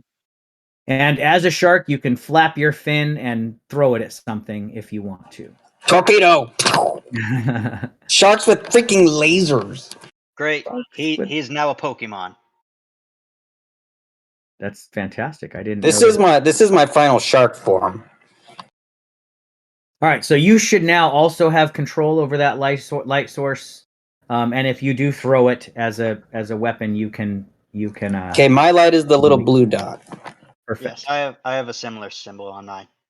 And you just have to move it with you because just remember to do that because it's literally going to just stay on your fin, right above your fin. All right, so Sam turns into a shark. Braun, you've seen druids before, but probably not one turn into a 30-foot long great white shark before. With hot rod flames. With summoning a ball of fire at its fin. That's pretty impressive. Nevermore, you can also breathe underwater. But you do not have a swim speed, as far as I can tell. So your movement speed would be halved at the moment. Keep that in mind. And then Nevermore is lastly, just going to stay near Helleboyne. okay. Lastly, we have Braun. Braun, you get to react to suddenly being able to breathe, and the girl that you were crushing on now has gills, and like webbed between her fingers. So yeah, that doesn't change anything. I got lots of kinks. So yeah, Everybody has a dream of a beautiful siren. I do want to acknowledge. I think it was Hellevorn who gave us the ability to breathe underwater. Yes. So I give him the quick nod of, as I take that breath and realize I'm not going to die. I appreciate the spell casting. And then I do step outside of the elevator. And as I'm doing that, I'm going to bonus action rage. So that is going. And then I'm just going to kind of shout out. I don't know if sound's going to travel or if people are going to be able to hear me, but to point me in the direction of enemies. I can't see shit. Those of you who, oh my God, Sam, you did not. Just, God dang it. That's so funny. Just keep going. Yeah, we'll just keep going. Thanks for reading my mind. You, I lost my train of thought. I You just announced that I speak. can't see anything. Yeah. You can speak. If you can breathe underwater, you can speak normally. The sound travels as fast or as far, about 60 feet is the maximum sound can travel if you can breathe underwater. Direct discernible sounds. If you're echoing something like whale sounds, that can travel a lot further. But as far as like somatic components of a spell or talking to someone directly with speech outside of 60 feet, they can't really make out the words you're saying. It sounds garbled. Okay, But so then everyone can hear me call out that I can't see outside of these dancing lights. I don't see any enemies. If there's threats out there, point me in the direction. Since you all can breathe underwater, just if you can't breathe, if you're holding your breath, you can't speak, but for obvious reasons. But you guys can open your mouth and use your lungs. For you, DM, my speed is I do have a swim climb speed that is my speed, which is 40. Now, what gives you a swim speed? The gloves of swimming. Okay, cool. So basically just my movement. Nothing else fancy. So yeah, keep in mind that if you don't have a swim speed, your speed is halved. And so just to let you know, I did a bunch of research on underwater combat. So I'll just put the link here in case you want to peruse the same thing, the same breakdown. These are the rules I'm using, which are all raw. So given that, melee weapon attacks are going to have this. Go ahead. Sorry. No. I just clicked on my character and noticed there's 18s in my red and blue circles. Did that mean anything, or was that just some weird thing that came over? The blue 18 might is or your armor class. AC. One should be connected to your armor class. And I Okay, think the other one is, I thought I put it to temporary hit points, but why that's what would I you thought you said, but I don't know why it says 18 because I don't have temporary endpoints. But Yeah, I Oh, was no. curious. Mine says 17 on both sides, so Okay, well now it's going to none. So it must have been clicked to something before, and it went Mine is a away. 20, so maybe it's your passive perception. No, I didn't do any perceptions. I just went ahead, and you can put whatever you want in there now. no, that's fine. I just want to make sure, and it sounds like Connor The had only the one same. that was weird, I had to remove initially when I created the tokens, was Hellborn's, because his AC is doing division. If I enter 18/23, it does the division of that and makes that your armor class. It comes out to like 0.08 or something. So I had to remove your connection to AC. Yeah, you don't want a 0.8 armor class. Okay, so Vishara, you are actively changing yours. It looks yeah. like. So it is tied to temporary hit points and armor class. I was just trying to figure out which was which. Yes, it is. Okay, so yours is set up the way I had set up Yeah, bronze too, I thought, but I don't know why temporary yours hit points changed to is an 18 if you didn't have 18 temporary hit points. Anyway, I tied it to temp hit points in case somebody was throwing temp hit points at the party. You can really put whatever you want in there. If you don't want it to be temp hit points, I can take Speaking that. of temporary hit points, could my performance have allowed me to do my inspiring leader feat? Yes. I have to say, yeah, your song, you mean specifically. Okay, Yes. yes. That was definitely a performance which did take a few players by surprise and like literally knocked the wind out of them. So yes, you were all inspired. So if you have that feat, inspiring, or that it's a feat, inspiring leader, Yes. yeah, go ahead and grant yourself the benefit of that from your introduction. So everybody will gain 22 temporary hit points. Woo woo! Okay. Maybe I spoke too soon. yeah, because you're the son of regret in the DM's voice. So keep in mind, one of the major facets now that we took care of, we have our speeds that we know we're going to use, and we have the fact that we don't have to worry about holding our breath. That said, melee weapon attacks all have disadvantage with the exception of a dagger, a javelin, a short sword, a spear, or a trident, unless you have a swim speed. Therefore, David, you can use your great axe as normal because you are an underwater god. Um, Ranged weapon attacks made outside of the base range automatically miss. You don't have to roll at all. You just can't shoot an arrow um, long distance. All unarmed strikes have disadvantage because you can't put as much force behind your punches unless all these the unarmed strikes also, if you have a swim speed, you can attack normally. And all creatures that are underwater have resistance to fire damage. What about spells? Spells Ranged work spells. normally. Magic is not affected by underwater. The only thing that would be affected is the same thing that would be affected above water, and that's your vision. So you have to have line of sight to something to cast a spell at it. Most times, if the spell requires line of sight and the water is too murky to see your target, then you can't cast a spell at it. See, I'm just scrolling through all of this. Don't have to really worry about drowning. We talked about melee. We talked about underwater strikes, ranged weapons. There was something I thought I read.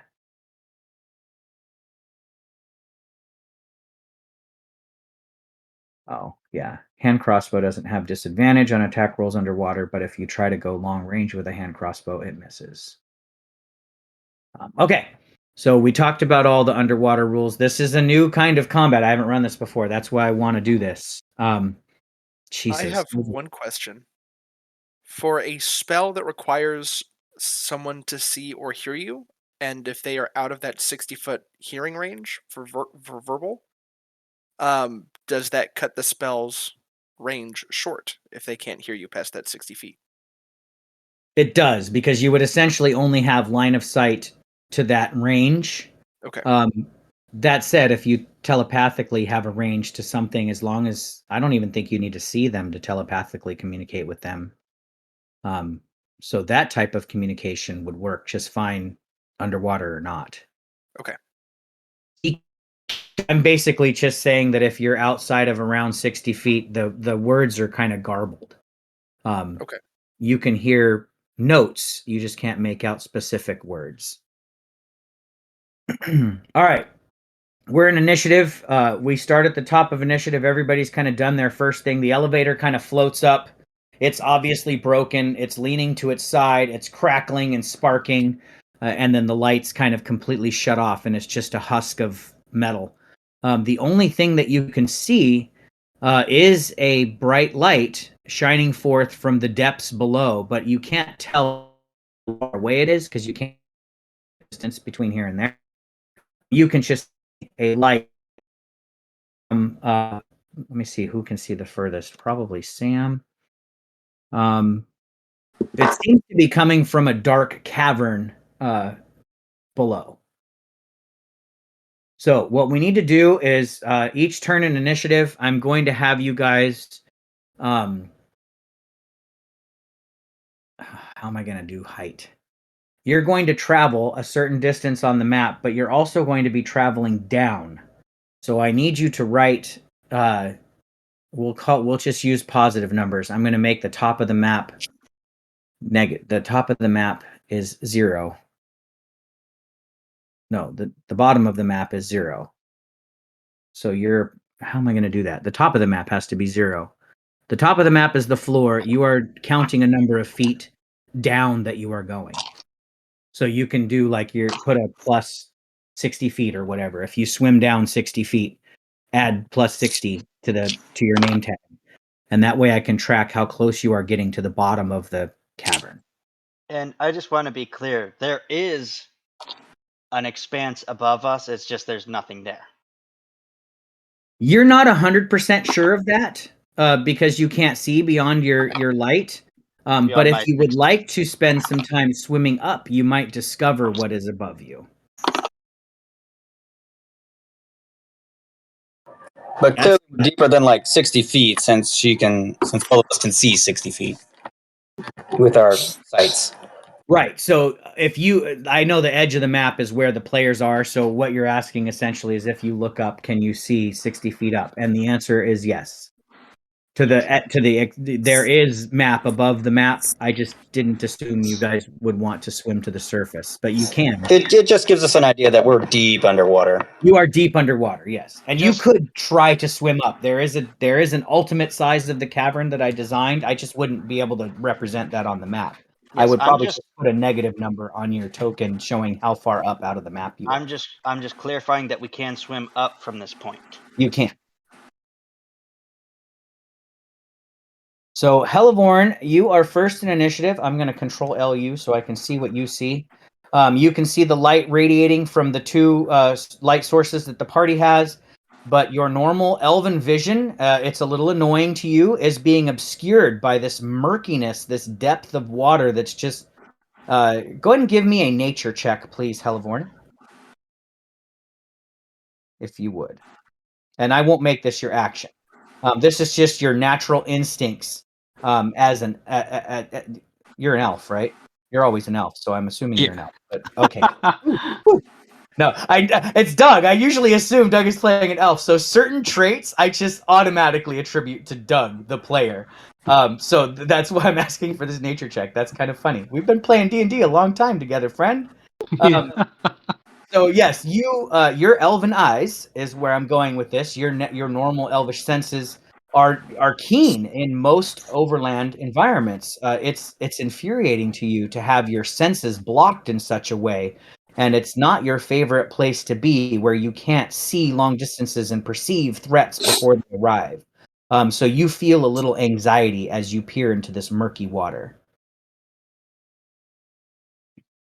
So first, Nevermore will have some issues, so I'm going to dismiss Nevermore for now. Okay. So I'm going to leave Nevermore in initiative, and on the map you can control Never. Or look, you know what? I don't think I gave Nevermore sight. I'm sorry, Doug. I'll do that while you're talking.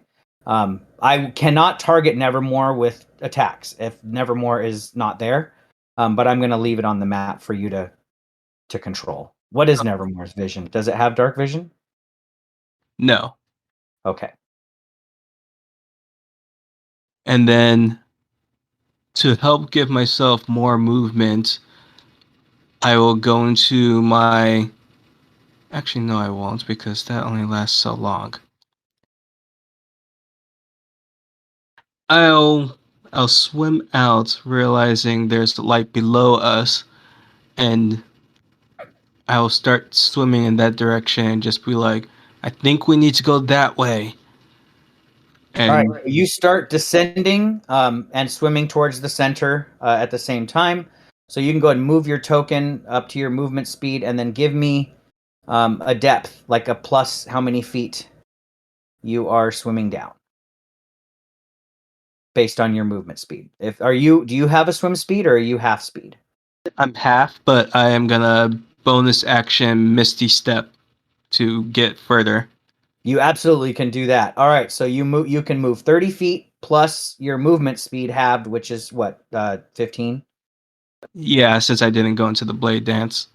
Yep, so you can move a total of 35 feet, and then you still have your action left. If you want to do something like dodge or make a perception check or something like that, you can try to do that if you want. I will take the dodge action. Okay.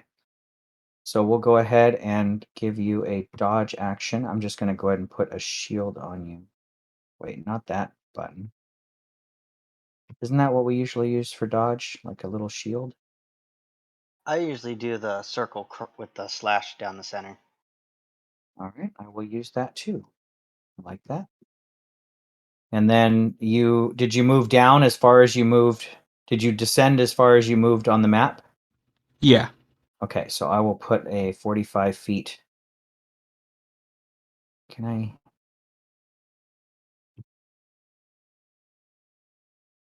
Nameplate. Doug, you should be able to edit your own nameplate. Yeah, I just took his last name off there just so I could add the 45 and it wouldn't get too long. So now Helleborn is 45 feet deep in that space on the map. So one of the things that, well, I'll get to that when I get there. It's hard to do a flat map in 3 dimensions, so that's why I need the numbers, because if something gets within range of you, I will make it visible on the map, because you guys can actually see all the way down to the floor of the map based on the fact that it's a 2D image, right? You typically wouldn't see the floor of this cavern Yes. from this high up. But So just to be clear, we cannot see the bottom right now. right. Oh, that's spooky. Realistically, We just come out of the elevator and it's just black in all directions. Are we in space? pretty much it would feel that way, other than, the wetness of it. All you would really perceive is that light shining at the base way down below, and you can't even really tell how far away that is because it's so far. I mean, because of the darkness between you and it. All right, so Helleborn, you brave the darkness and swim away from your allies. You are completely enveloped in black. All you know is that you think you're swimming down at this point. You can see light below and above you, but where you are, it's a little terrifying because you can just feel the blackness of water kind of crushing you all around. Vishara. All right. I was thinking about what I could do to negate my blindness. So I am going to, using my psionic spells. I'm already using a lot of my sorcery points. Spend 2 more to cast Detect Thoughts, so that I can feel if anything moves within 30 feet of me that I don't know or recognize. Okay. So using the ability of detect thoughts to just perceive the natural thought of anything around you. Yes. I am going to go ahead and just increase your vision to the 30 feet to emulate the fact that you would sense a thing around you. I know we talked about it a little bit in our session 0, and I said it wouldn't give you the exact location. You would just know something's around you. Mhm. But for this instance, it's going to kind of give you. I'm going to leave that in your role play. You sense a thought possibly swimming by you at great speed, and you turn your head towards the general direction of that thought. Is how Okay, I'm. so I would know general directions. Yeah. Okay, On the perfect. map, you'll actually see it, but we'll go ahead and just say you get to role play your reaction to things that swim around you. So at Perfect. this instance, you do have a little bit more expanded out to that 30 feet field of view, essentially. But we'll call that, instead of view, field of sense. You are sensing things around you. Perfect. And And then I right now, your will. mind is a little overwhelmed with the anxious thoughts of your allies. Yeah, yes, I'm sure that's the first thing I pick up is I'm a shark, and then I don't know Yep. what Braun's thinking, and part of me wants to kind of tune out what Braun might be thinking, and then I hear Ayit probably talking to some otherworldly god, uh, and then You I'm hear gonna. yourself thinking, I hear I eat. That makes sense. Listening to another. It's like in stereo or something, where you I hear eat. yourself echo. I just I get eat. feedback. I eat's probably going. Darn up, darn up, darn up. Darn up. All right, Um, you've got some and then movement, some actions. yeah, Oh, no, 5, this was 10. an action to do detect thoughts, right? It was an action to do detect thoughts, so I will Okay. move my 60 feet, so 5, 10, 15, 20, 25, 30, 35. I'm trying to think in my head about like a triangle. I'm just going 60 feet diagonally. So Yeah, so you're essentially traveling the hypotenuse of a triangle. So yeah, I think I looked it up and I wasn't sure if we should round up or down, but the sides of a triangle would be 42 and like some change and 42 and some change. So I assume we round down, so I'd be 40 feet down if I go you 60 feet. you can make your long side of the triangle your down your depth, and then you're only move yourself 45 feet from your starting position if you want. Like you could put Okay, yourself that way, so you can be deeper if you want. You can so move down 60 the feet other side of down, the but then triangle 45 feet across. out Okay. from where you were. Right. Where was I at? I think it was 35. Yes, so I can move 10 more, and then I will be 60 feet down. Correct. And yeah, with that type of math, I usually just I just round down to the nearest foot mark. Okay. And I have done the same thing. I have done frickin' Pythagorean theorem to figure out exactly where I was on a 3D map. It's really That's nice that great. there are apps for that. Yep.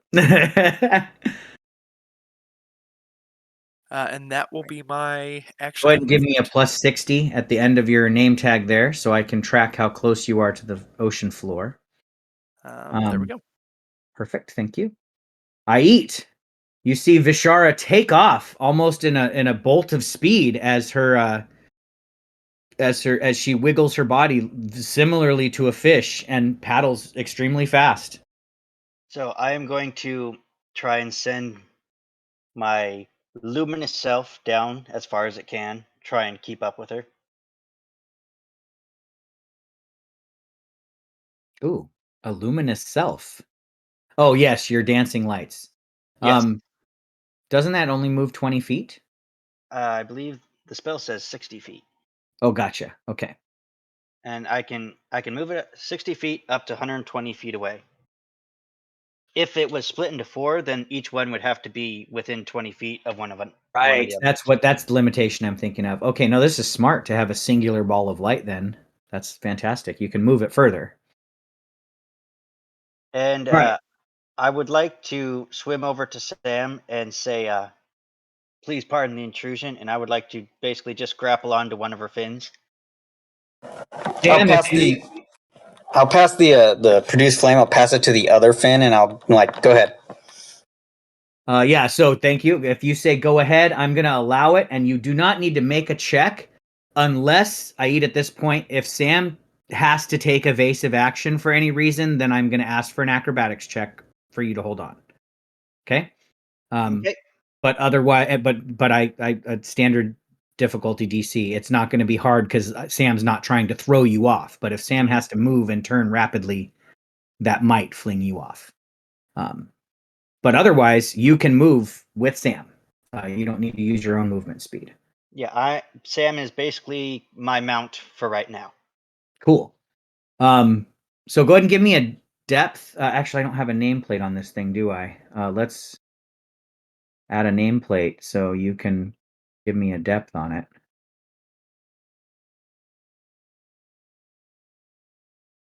And let's call this is dancing lights.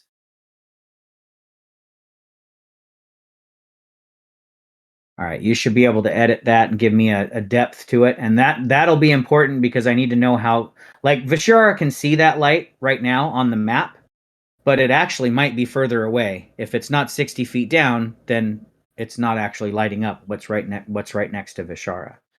So I moved it 30 feet across. I don't have. Would I be able to move it 30 feet down?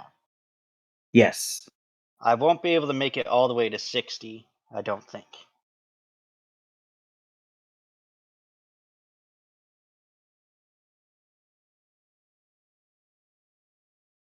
The angle is always the longer side of the triangle, right? So as long as you're moving one side of the triangle a certain number, if you say the left side of the triangle is 30, then the angle across can always be greater or less, or greater or the same.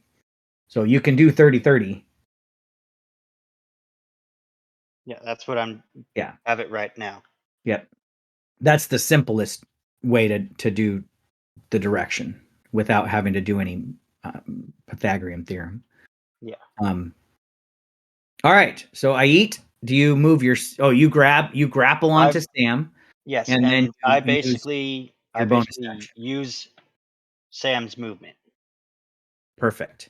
Sam, Sam, it is now your turn. So you can move along with your flame up to your swim speed, which is pretty fantastic as a giant shark.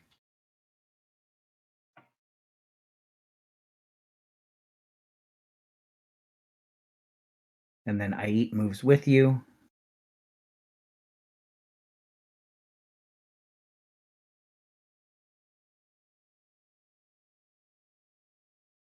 So Sam's going to kind of do this lazy spiral, double moving, just kind of this lazy spiral down to 50 feet. Okay. So Sam and Ait, go ahead and adjust your tokens to 50 feet depth. Nevermore is not an initiative. We'll get to Braun here. All right, Braun, you see your allies take off into the dark depths below. You see their light kind of leave you up there in the darkness. And you can't see Helleborn at all. He's just disappeared in the murky depths below. No, I'm going to stick with the lights. I just need your help, Ken, because I hate math. I can go 40 feet swim speed, and I just want to keep pace. So if I've got a double move to get down to them, zigzagging.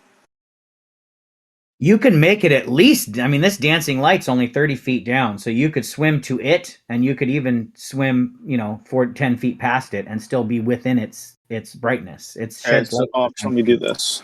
So you can just move yourself 40 feet So away. 30 feet can put me right next to it. Yep, and then mark yourself as 40 feet down. Okay. Because you swam at an angle, the longest angle of the triangle, and then the shortest angle was just the 30 feet.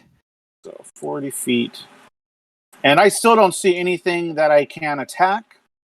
You do not. So I'm just going to call out, Vishara, where are these enemies?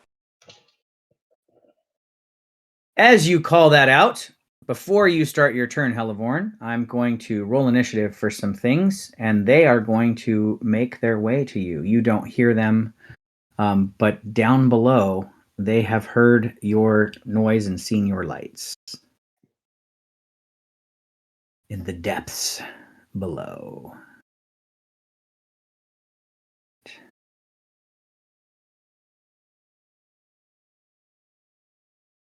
Layer, token layer.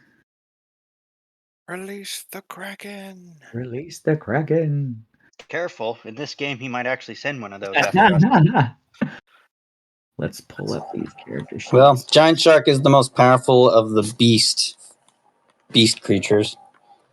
Hey, Ken, not to derail you from what you're doing, but I was just charged $100 for Witch Queen. Ooh, no, that's good to know. Maybe my charge finally came through also then. So, yeah, I know that you had mentioned that. Yeah, I was never charged for it, and I got the pre-order stuff and was worried that, well, not worried. I just figured maybe they decided to give it to me for free.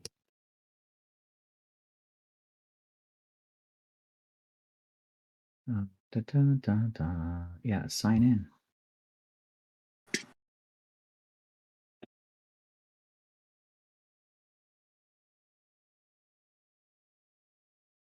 I'm curious. Now you made me curious. I have not been charged. Fantastic. I'm getting it for free. All right. Yeah, you don't get it for free until you can sign in. That's a good point. That's a very good point. Move to the object token layer. Roll initiative for these suckers.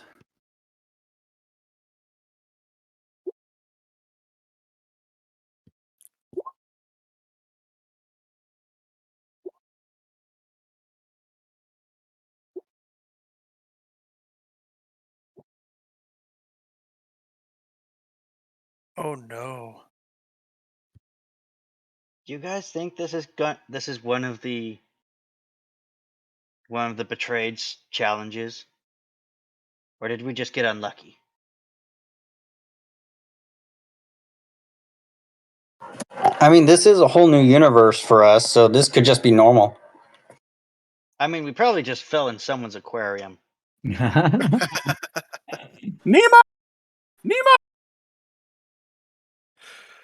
All right, Helleborn, it's your turn. You are unaware that something is rising from the depths, quickly making its way towards the intruders in its domain. Okay, I'm surrounded in darkness, but I do see the light kind of off in the distance. I will move down the same way I did before, but I'm trying not to go too far away from that light.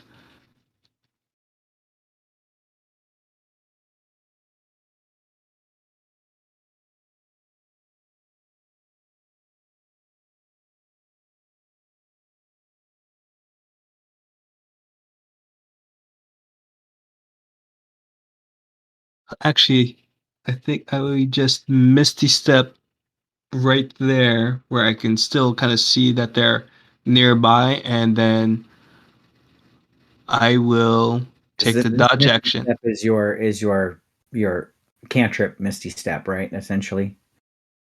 Yeah. Yeah. Okay. Your spell mastery or something like that. Yep. Gotcha. That's cool. That's good movement. All right, so go ahead and put your depth. You didn't move very far from your starting position, so you could essentially use all your movement to be depth. Because that angle of your triangle could just be the longest angle. So yeah, if you have 45 feet of movement, you could be at 90 feet down in that space if you want to be. You don't have to swim down that far, but you can. Well, swim teleport. He paddles a couple times and then just vanishes and appears out in the blackness of space. Technically, Misty Step does say a space you can see, but I'm allowing it. Technically, Misty Step shouldn't work in this scenario. I should have thought about that beforehand and made you mad, but I'm going to allow it to give you that flavor. But Misty Step does specifically say you teleport to a spot you can see within 30 feet of you, and you can't see. But it was my oversight, so I'm letting you continue as is. All right. I'll stay there then at 80 feet down and take the dodge action. All right, so you continue being defensive there in the dark, kind of making these bursts of movement down towards the source of light at the extreme depths, but staying on your guard at the same time. Vishara, you see. Did you see? Can you see? What is your sight? You do not see Helleborn diving and teleporting down into the depths of the water. Helleborn's not shedding any light, so you don't really know for sure where the Blade Dancer went. But you trust that he's nearby. Yeah, I am sure our comrade did not abandon us. I will continue my motion. I suppose. Well, I do not want to leave my friends behind. I will go about another 40 feet down, and I guess 60 feet across. Hold on, what was that? That was 5, 10, 15, 20, 25, 30, 35, 40, and then I guess I could move more. Okay, I'm 100 feet down is my goal, and then I'm gonna stop here above the light. I Okay. don't know how far the Yep. light You see is. how far you can see. You have that 30 feet of detect thoughts, essentially. So you can't really see, but the light still appears small and dim in the distance. Oh, it's still further down. Okay. Yes. It's you're, I mean, realistically, you're still 100 feet above it, but you Okay. can't really determine that direction exactly. Well, if I move 40 feet down and I move 40 feet across, I guess more or less, I would still have some movement, right, to go straight down? You can if you want. Yeah, you can go deeper. You have some Okay. movement left to go straight down. If I mean, you have that swim Yeah, speed. I'll go another. I'll basically go 60 feet down and 40 across, just like what I did last time. So I'll be 120 feet down, and All then right right. above it. And then I too will take the dodge action, as I cannot see anything.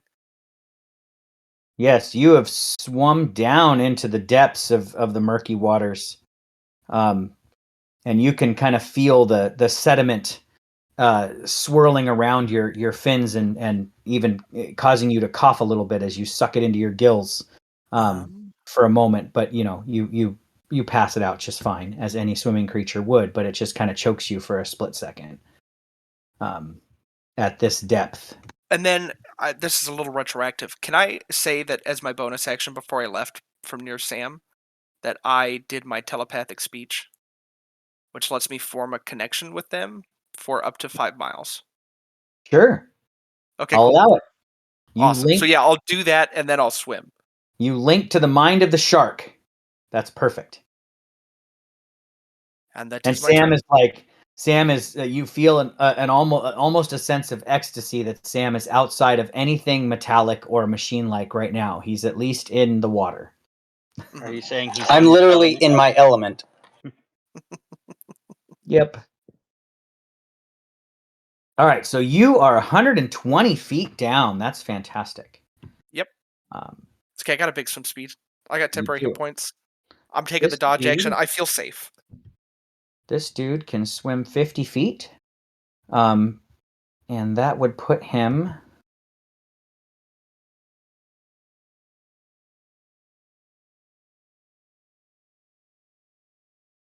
Oh shit. That would put him. Well, he could get adjacent to you, but straight down below you. So he would be at. Let's see. What would that be? Oh, that would be plus. Since they're going in the opposite direction.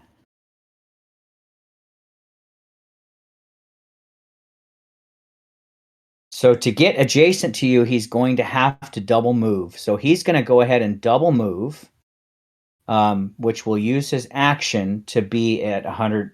He's going to go up to 125 feet and move up, swim up above you.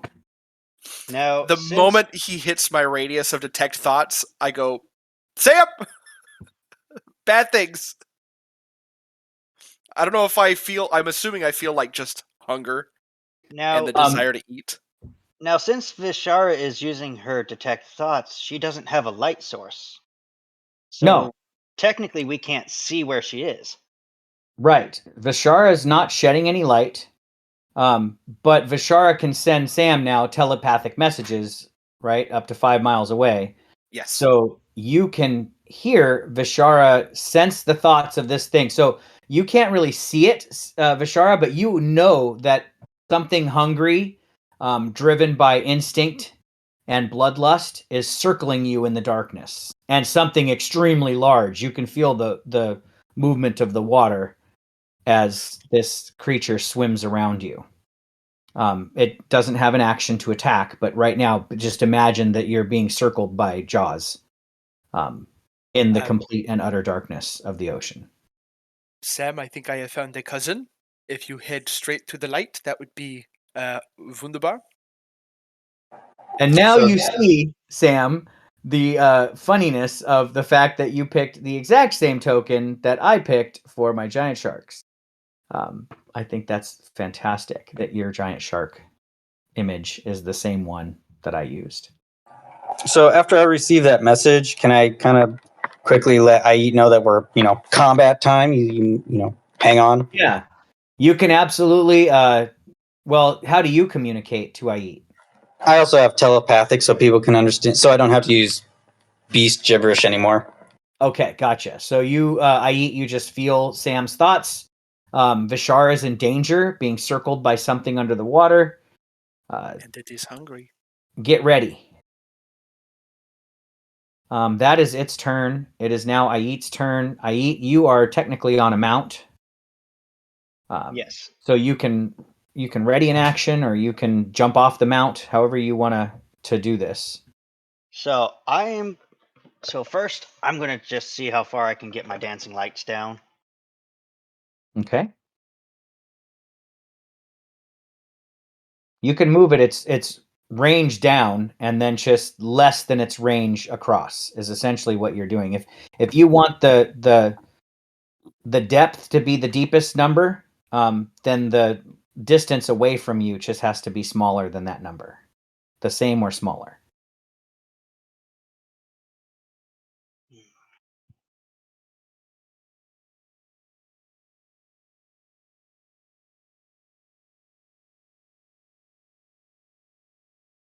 Well, I think I can move it 40 feet down and 40 feet across, and it should Yes, the still. numbers can be the same.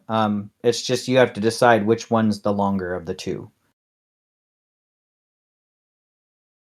And then it's So going it to. would And now sink to what, 70 feet?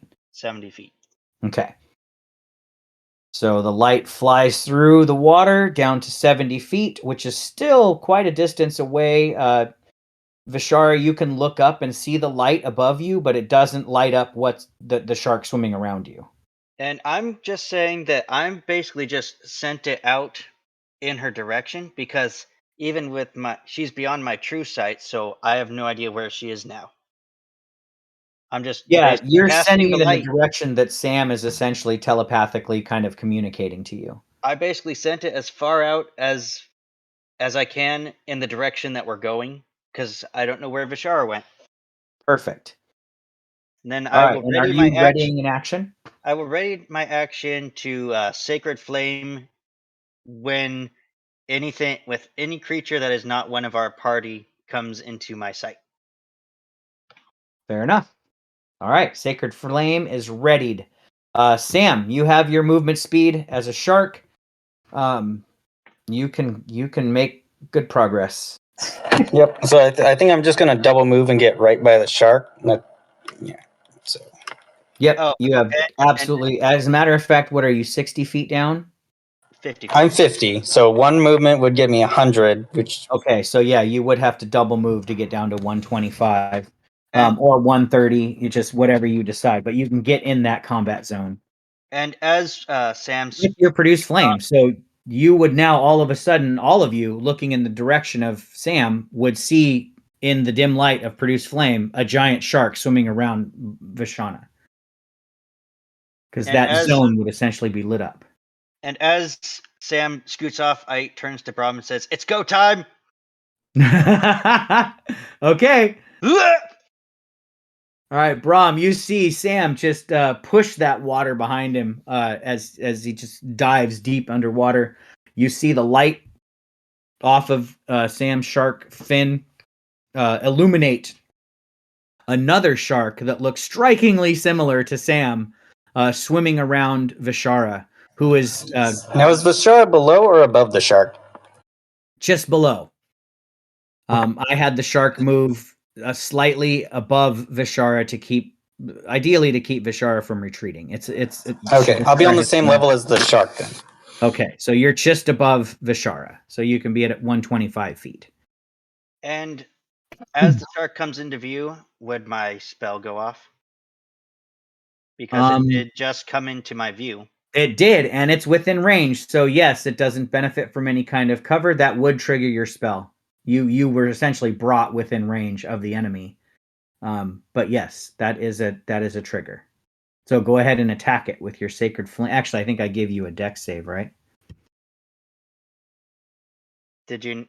Yeah, it's a check to hold on. No, Sam's not Oh. doing evasive action yet. Sam just swam down to adjacent to the shark. If Sam has to swim away for any reason, then you have to hold on. Right, but sacred flame. You can essentially, the only reason I would make you and probably I'll give you an animal handling check. That'd be fun. Is anytime the mount is doing something that you aren't prepared for. I'll look up mounts to see if there's like an actual like ruling, because there are rules about like sentient mounts. Okay. Yeah, go ahead. You can look that up and we can enhance the encounter if you find out more information. And then I don't know if it's going to be an action. I can't take any more actions because I double move. But if I can do any like, posturing or whatever, and be like, "Hey, other big shark, this is my territory now. If you want to keep it, you're going to have to challenge me first." I'll let you give me an intimidation check. It failed that sacred flame. Really, I want it to bite me rather than Vishani right now. So I'd like my sacred flame to go off like a depth charge, so it just. The shark recoils from the radiant blast.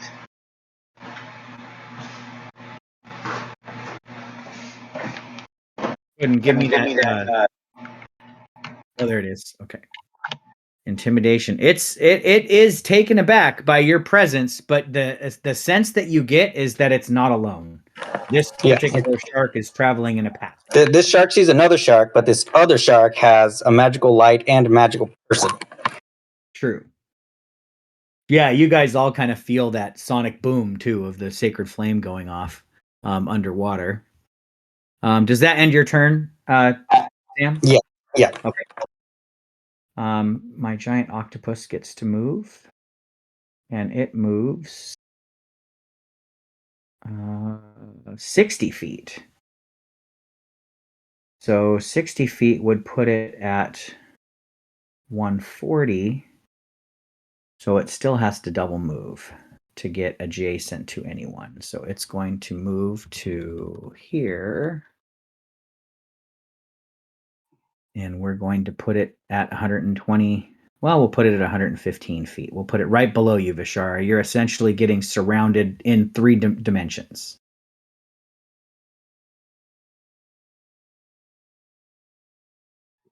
I figure that sounds exciting, right? What is this? It will be when I show up. Oh, dang it. I Okay. think. Do you have your depths reversed? If the shark's above me, wouldn't he be 115? And then if the octopus is below me, wouldn't he be 125?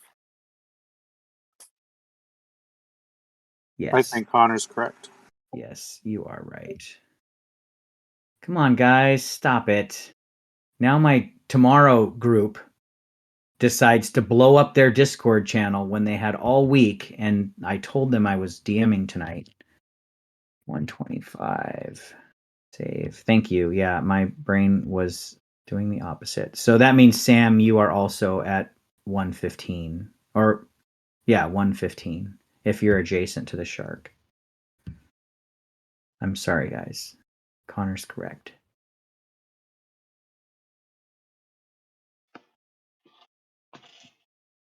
Yes, the floor is a number, which you guys can probably guess now because of how far I traveled. But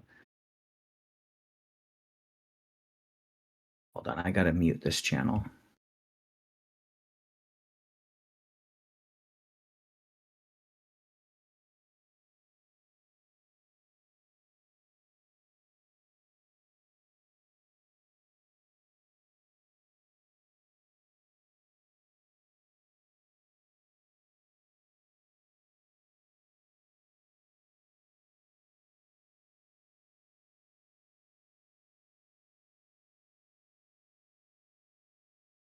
All right, so how do I mute this channel? Mute category for, say, 8 hours. That's perfect. Okay, now I'm back to you guys. All right, we fixed the heights. Thank you. Giant octopus, double move to get there. He can't make an attack. I wanted to check real quick, though. I think a giant octopus has reach. Reach of 15. It does have 15 feet of reach, so I don't have to be adjacent to you. All right, for this one, I'm going to keep him adjacent to you. Nevermore, we skip an initiative. It's another giant octopus's turn. So knowing that he has 15 feet of reach and he can move 60 feet, technically up to 75 feet, he would have reach, but you are at 120, which I think puts you 5 feet out of my reach. So I have to double move to get within reach of you. I'm going to double move to here and sit myself at 135. Wait, that would put me within reach of you. Yeah, I would just be 15 You would feet. be at exactly 15 feet. Oh, but that's a double move to get there. Because my normal move would be 60 feet. So if I was at one, what would I be at? 140. I'd be at 140. So 15 feet from 140 would put me at 125. So yeah, I have to move at least 5 more feet to get within range of you. So that is still a double move. All right, Braun. The light down below in the depths you see around Sam is now alighting Vishana and Sam and Ait being surrounded by some giant octopus and a hungry-looking shark. Yes. You, I think, can see that in the illumination of the produced flame. Well, if my calculations are correct, I'm going to have to double move to get down there. So that's what I'm going to do. Yeah, you have 40 feet, right? 40 feet, yeah. So that's 80 feet plus your 40 is 120. So yeah, you would get into the melee range with a double move. So I'm going to start by just getting right on top of this this shark. And I'll work on him first. So do you want to be adjacent to him, like at 115 feet depth as well? That's what I think I'm going to put this at. Okay. So you swim down to the shark with your axe out in front of you, kind of Aquaman style. And you have that axe drawn, ready to strike it. Ready to strike it. The rage has already been triggered. Yep. But I haven't made any reckless attacking yet. So, if you attack me, it'll just be normal. Giant octopus is going to move to here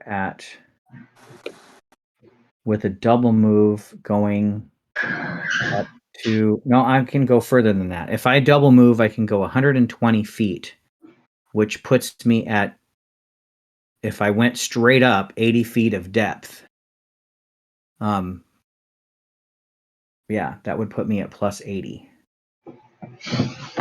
So I can be anywhere.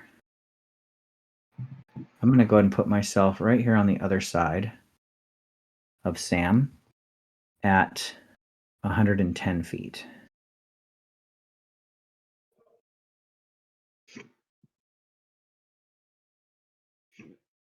So you're now above everybody? Yep. That octopus swam around and above everybody with the tentacles lashing out, trying to grab you guys and maybe pull you up. You don't know. These other two giant sharks both get a turn before we end up at the top of initiative, but their turns are going to be spent double moving to swim like the first shark. Essentially, they're just going to circle around. So that's how they attack. They circle their prey and then crush it. So they're going to move here and here.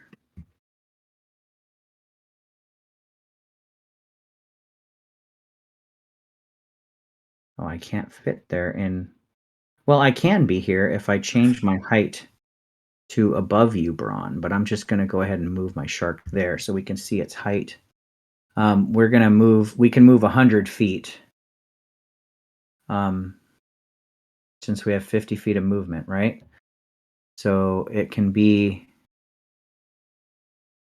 at your depth with a double move. So we'll just go ahead and put them all at 115 feet. They are all circling right around you guys.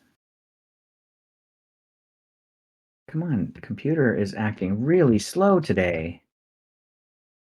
It's infuriating when your computer does that because you click something and nothing happens and it's taking a minute to react, and then I just keep clicking it. Maybe I have too many things open. All right. Sharks are set at their height. They're swimming around. All double moves have happened. We are now in initiative proper, and we're going to go ahead and go to intermission because I'm 26 minutes past. The time I was going to do the same kind of thing that we're doing in Dead Men, although I don't have the fancy music. I just take us back to our gaming table. Oh, we need to get some music. Jeremy, help the guy out. I'll have some music next week. I have a track in mind, but I don't know how to add music to Roll20. So that's a whole research topic that I did not give myself time to go down into.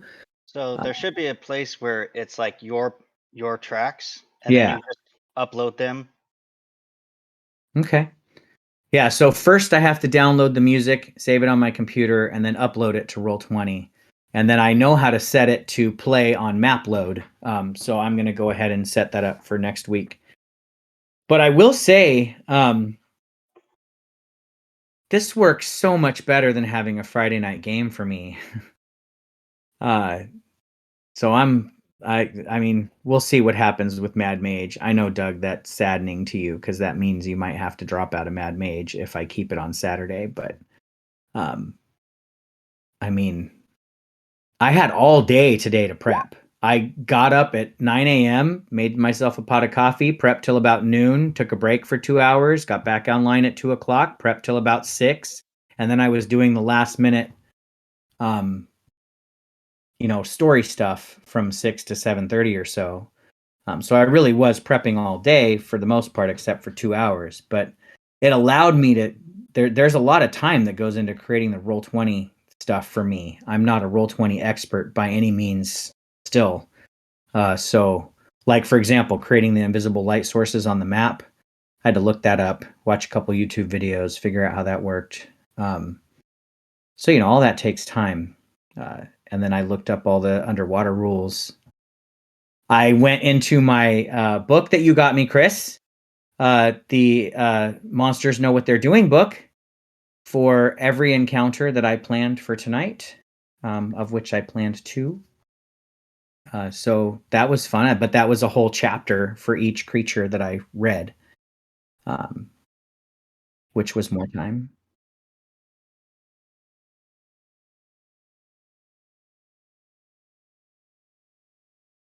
Yeah, that's true. And then Doug could still play in that game on Fridays. And you would also be able to maybe play as well.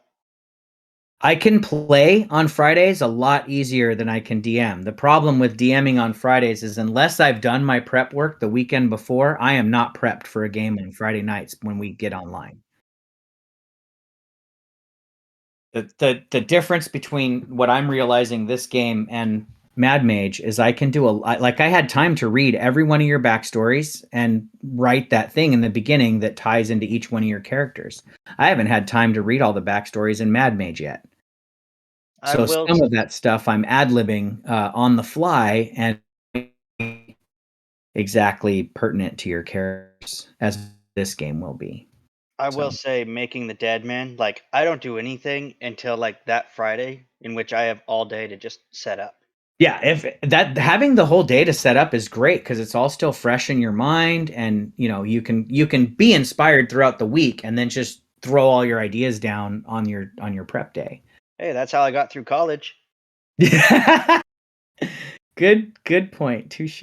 Me too. I But I I am a procrastinator.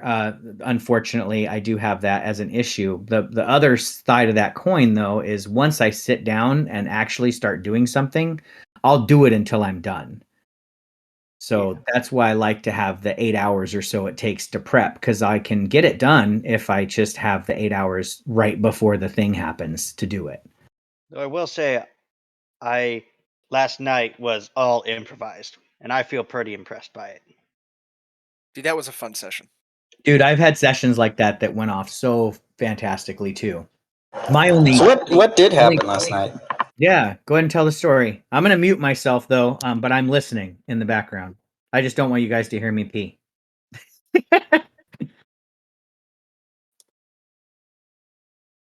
Go ahead, Connor. Oh, me. All right.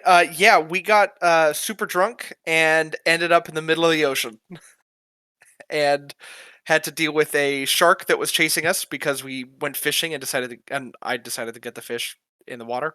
And then we fought fish people, found a lot of treasure, and rescued Bunsen from a very harrowing situation. Were we out in your boat? Yeah. Well, so it was who was it? It was just Domino, Valius, Siren, and Marcus. Yeah. And so yeah, we basically got super drunk doing two lies and a truth and then took my boat out to sea. They got super drunk, thought it was a good idea to go night fishing, passed out, and the current carried them into the middle of the ocean. We made our way back though, and with a little bit of extra change in our pockets and a I, crazy looking trident. if you didn't know, that was the gold you found is basically your XP for that session. Yeah, yeah. Oh yeah, you also found that Pearl of Power and the Trident of Fish command. The trident of fish command is pretty great. I didn't realize tridents were martial weapons, so I can't use it. Yeah, and for that, I just went on to D&D Beyond, and then you just rolled the page, and then the number on that page, and that's what you got. Okay. That's why was like, So what? Now every time we get hungry, we just take that trident out and be like, fish in the boat. I mean, that might be.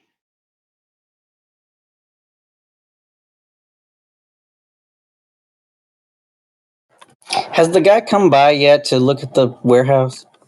So we'll see who shows up next week.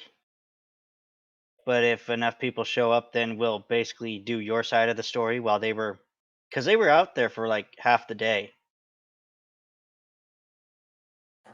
Awesome.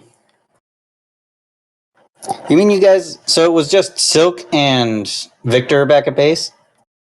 Helm and uh, Ash, they were also there. It was literally Okay. half the party. Okay, I was just wondering if you guys left the two leader people back at base and they were gonna fight it out or something.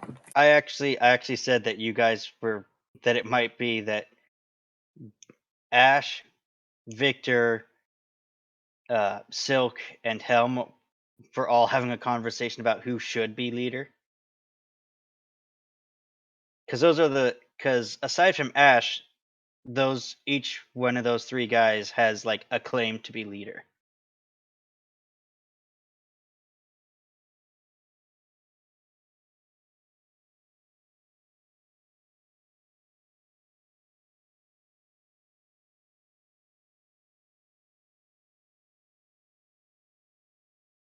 I was going to have it where you guys would choose which missions you wanted to go on, but after hearing those four just get plastered drunk, I go, I have to take advantage of this. So, how about these sharks, huh? Yeah, big sharks.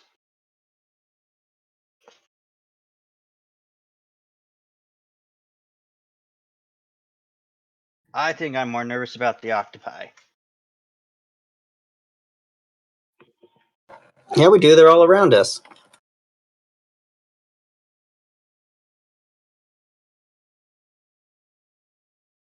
Sorry, I was talking and I wasn't unmuted yet. I had to go go out this light since it's nighttime. Okay, let me move us back to the map. If everybody's back, is everybody back from break? Intermission? Yarp. Yep. Cool. Are you back, Braun?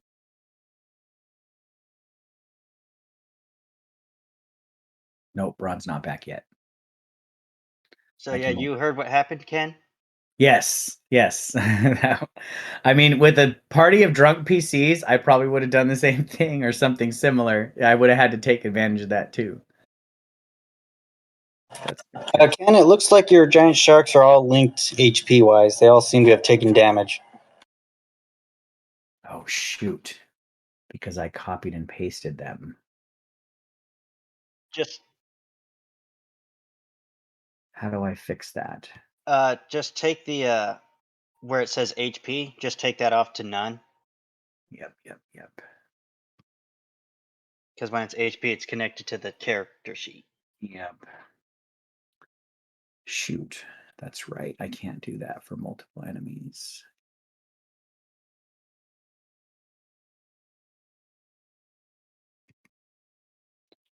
Thank you for noticing that. 26. Come on. So last night, I think I had some of the most enjoyment just watching the party panic as the shark got closer. Yeah, big was you'd the think we would shark? have done something, but the whole time we were just like, fuck, somebody do something. Shit, somebody should really do something. Oh no, the shark's here. How You big got was the anything? shark? It was actually a giant shark.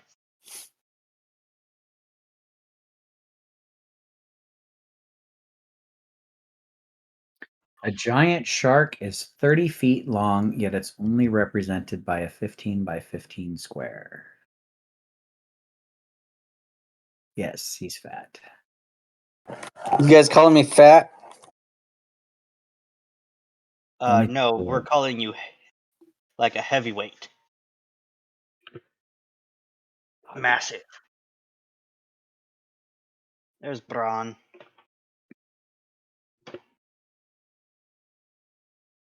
Save. And then I need to take off the hit point link to the character sheet on the other tokens, and then we can start with Hellborn. Just give me a second. My computer's still responding somewhat slow. Either there's just too much. The map is, it's probably just because my map is so big, is what I'm guessing. Your map, and maybe because it's dynamic lighting, maybe that's got something to do with it. Yep. I think it's using a lot of processor power, which is fine. Put my MacBook through its paces here.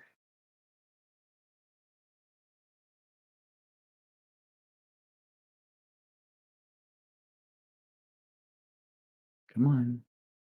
I clicked you. There you go. Bedtime.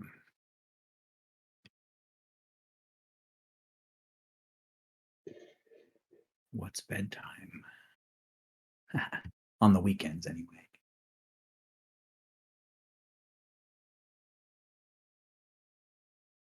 I definitely do on the weekends. I pass out when I get home from work during the week, but I try to stay up, especially starting next frickin' week. I'm gonna have to try and stay up more. For Witch Queen. If you haven't seen the Vidoc yet, I definitely recommend you watch it. It's pretty freaking impressive what they're doing with the game. So much content. Yep, there's a lot. And a lot of changes. Two Void words. 3.0 is going to be Weapon pretty. crafting. Yep. Oops. I did The not crafting notice that. system. Mm. Yeah, you can craft your own guns starting in Witch Queen with your own perks that you like to play with. So no more grinding for that god roll. Well, let me rephrase. You are grinding. You're just not RNG grinding as much.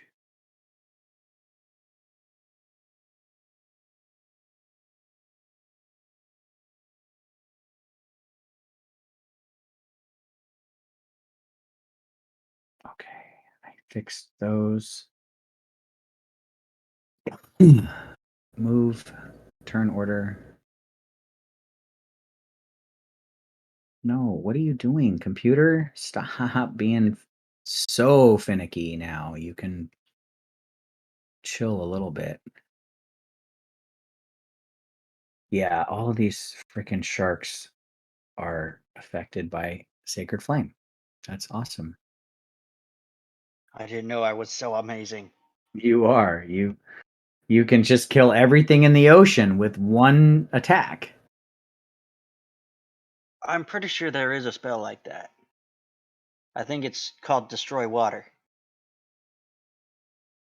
Oh yeah, that would pretty much if it destroyed enough water, it would definitely affect everything in the Well, water. I don't think it's going to take you a long time to destroy this whole ocean. I Yes, can do this it. is a I pretty got big. time. This is a big space. And it's not all of it either. You're swimming down into a cavern down below. So there's more.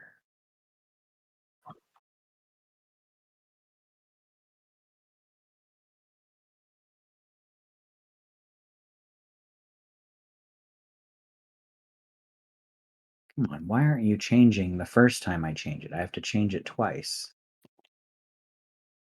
Weird. 2 more tokens, guys. Sorry, I'm almost there.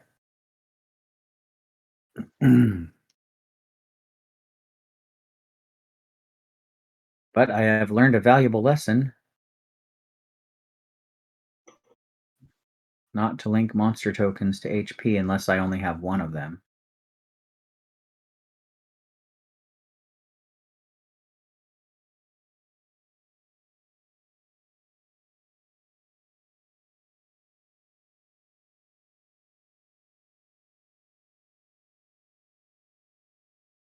That's so weird. I highlight the number and change it, and then it doesn't change and makes me do it a second time.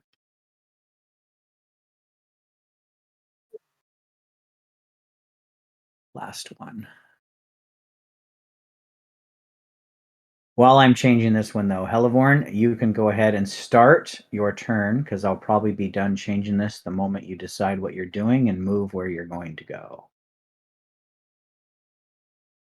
Okay, so now noticing there's a swarm of stuff around the light source I see that my companions are at, I'm going to trigger my blade dance as I draw my sword out, and I am then going to cast a spell upon myself.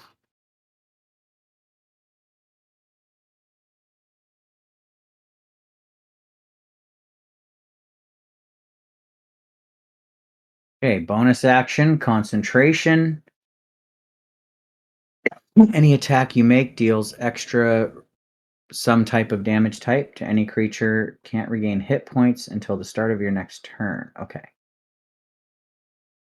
And you reduce their speed if they start their turn within 10 feet of you.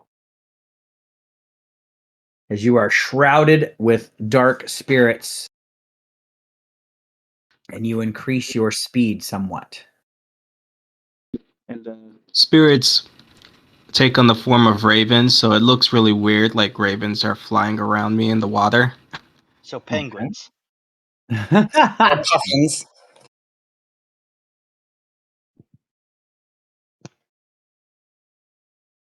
And then now I can go 20 feet. So I'll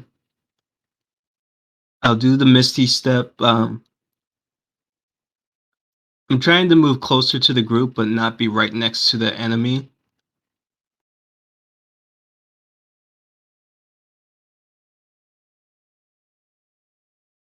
Doug, you didn't have water breathing prepared.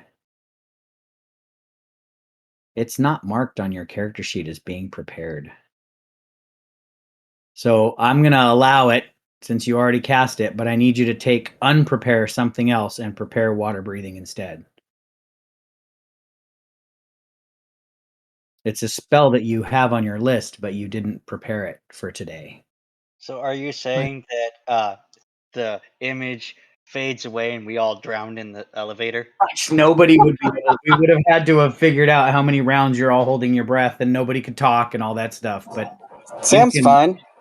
you can unprepare something else and instead check water breathing so that it is prepared. Ken, while he's doing that, can you tell me if any of your enemies can't be frightened? No, I can allow you to try to do something to frighten them. Well, my point is this. My power is anything within 5 feet of me.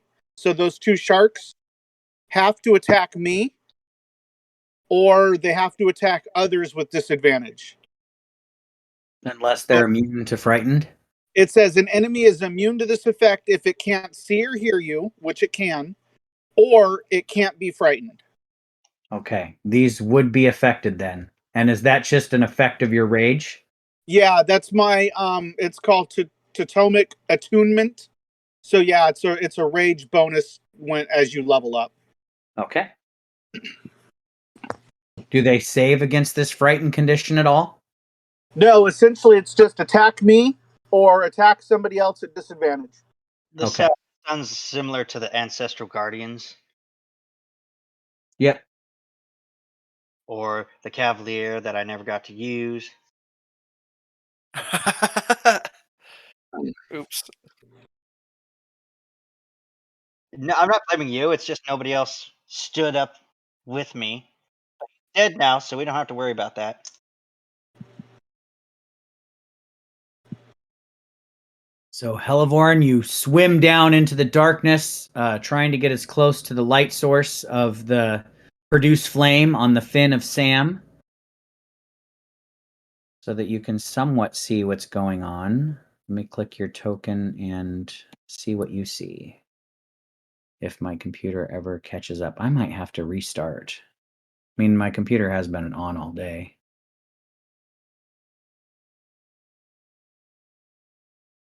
Oh, wow. Oh, because I'm still on the GM layer. I can't click your token. Okay, so I can see what you can see. You can basically just see what's in the light. You are at the same height as everything else. So yeah, anything that you can see a partial token of, you could target with magic if you wanted to, or you can move adjacent and try to kill something. I've used up all my stuff since I triggered the Blade Dance as well as casting that spell. Okay, fair enough. Could How you long please does show this that you're not dodging anymore?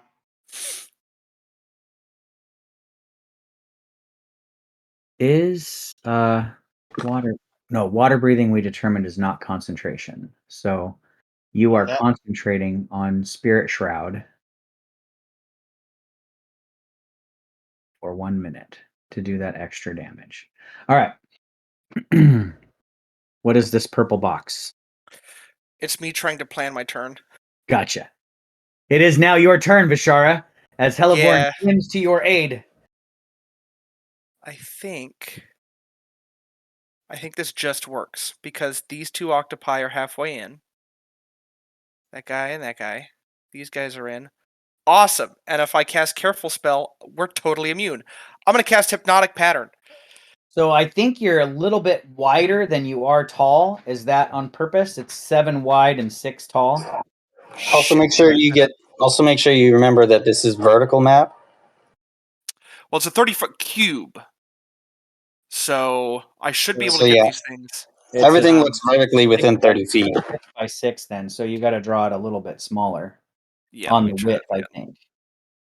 So I Oops. believe one of the Oh octopi will shit. be outside. Yeah, I think you can only get one shark and 2 octopi.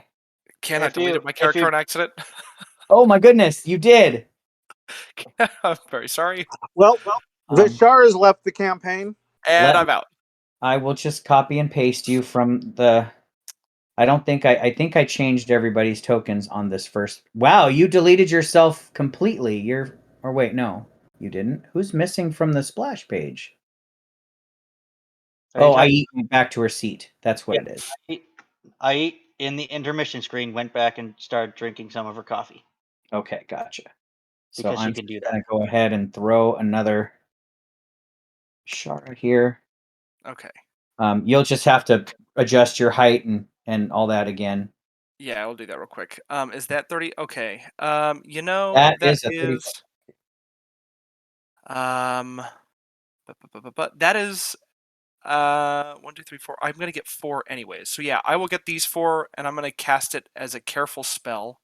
Okay. So that way me and Sam automatically succeed on the saving throw. Can you exclude Aid as well? Because Aid is And literally Ait. on Is top of. Ait on? I Okay, is cool. would be technically in Sam's space. Right. So yes, I'm going to click Hypnotic Pattern. I'm going to click Careful Spell, which I think is only 1 sorcery point. And I can target 5 people, so I can target myself, Sam, and Ait. Let me double check where that's at. To be unaffected by. They automatically succeed the saving throw, which for Hypnotic Pattern means that they are not affected by it. But this shark, this octopus, and this shark have to make me wisdom saves or be incapacitated. My save Correct. DC is 24. Holy crap. Good luck, dude. Yeah, I'm guessing these sharks are not going to be able to resist that, but we'll see. Let's see if I roll a crit. Actually, a crit might not even do it. I'm sure you'll get the second shark. It is a wisdom save. Yes. All right, so we have what, 2 sharks and 2 octopi. So let's get to the 2 sharks with a wisdom save. 1 and 2, One in. and then the octopus.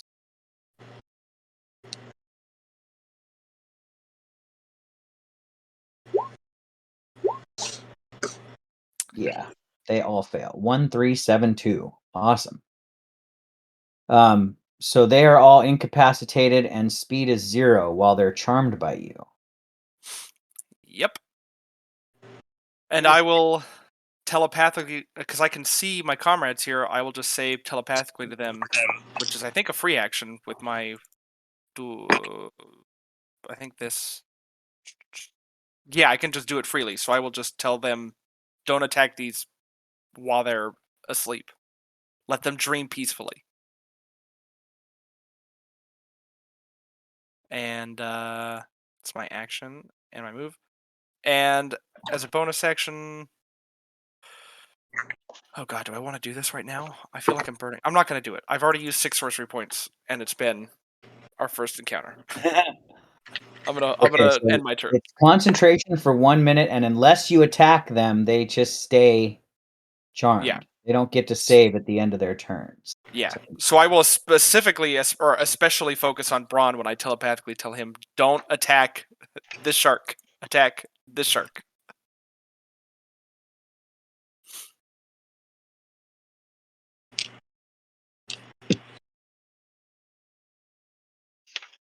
And that's my turn. That's a good turn. As you weave your dreamy rainbow in the sky, and they're all entranced by your light show. Fantastic. So let's see. That was. Wait. Oh, it must have been your turn in initiative, and you're no longer in initiative. Let me add a turn to you. And your init must have been higher than 21, but less than 24. It was on a 23. Okay, so I'll put 23 there, and yeah, save. save that 20. There you go. And we're still in initiative order. It is a giant shark's turn. He is incapacitated and his speed is 0, so it just kind of lingers in the water, staring at the remnants of the rainbow lights that blinded it for a split second. And it is a bit dazed. So it will do nothing on its turn. Well, its speed is 0. No, incapacitated means you can't take actions or reactions. Okay. I eat. You are riding on Shark Sam, and you see the flash of light that does not affect you because the light weaves around you, and you do see the creatures around you start to settle and calmly just drift in the water. Except this one. Except that one, who is opening its mouth and getting ready to swallow Brawn. It seems. Because of Brawn's rage. When Brawn is raging, it's like he's got barbecue sauce on him. It makes him really tasty. Well, then I will take advantage of his distraction, and I'm going to withdraw my spear, and I'm going to just try and skewer this shark. But first, I'm going to bring the dancing lights down to level with Okay, Braun. Yep. Change its depth. I think if 40 more feet of movement puts it in range of everything, right? So it just makes the whole area a little brighter. Yeah, oh, whoops, I accidentally moved Sam's light. My bad. On the fin, you just kind of push the little produce flame out of the way. There. So now the dancing light will be right next to Braun. Then I'm going to pull out my spear and I'm going to stab this one that is not sleeping. Because it's a spear, I don't have disadvantage. Correct. So a 15. A 15, I believe, is a hit against a giant shark. It is. So your spear skewers its thick hide. So it'll take 7 piercing plus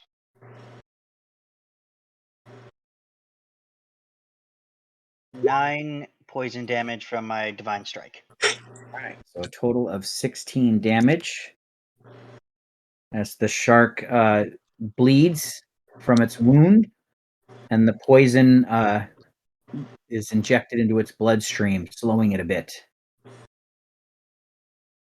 All right, that's me.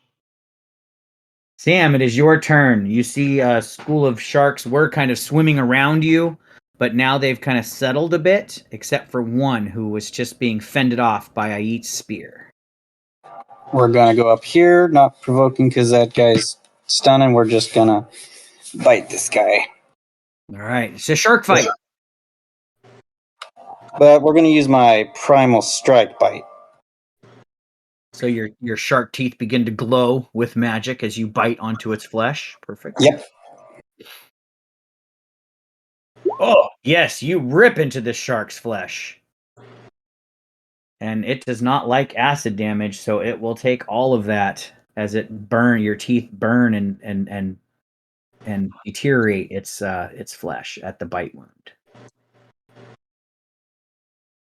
All right, and I'm just gonna stay here and keep tanking stuff. This giant octopus is incapacitated and has not been attacked, so it will just remember the pretty lights.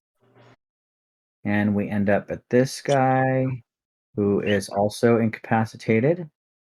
Braun, you are raging. You just got ordered by Vishara. Don't attack the shark next to you. Get the one that's swimming above you. Yep. We're loud and clear. I am going to turn my focus at the one above, and I'm just going to swing away with this great axe. I'm going to get 2 attacks, and the first one's coming up.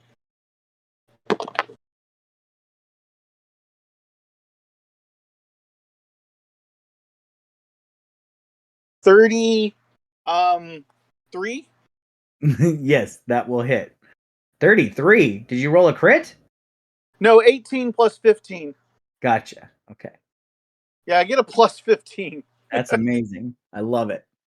All right. Yeah, you definitely, no problem. You guys have you're cutting me through these sharks like butter. So the first damage is going to be 22. That's slashing. Oh, actually, no, I got to add my 4. 26. I'm not using any of that Blood Fury stuff right now because I only get 10 charges on that. Okay. So that's 26 slashing damage, and here's the second attack. So what is the 26 damage coming from? Is that 2d? So it's a D12 plus 9, and then Okay. it's an additional 1d6, which is the blood axe, the magical axe, Right. Okay. Your magic weapon.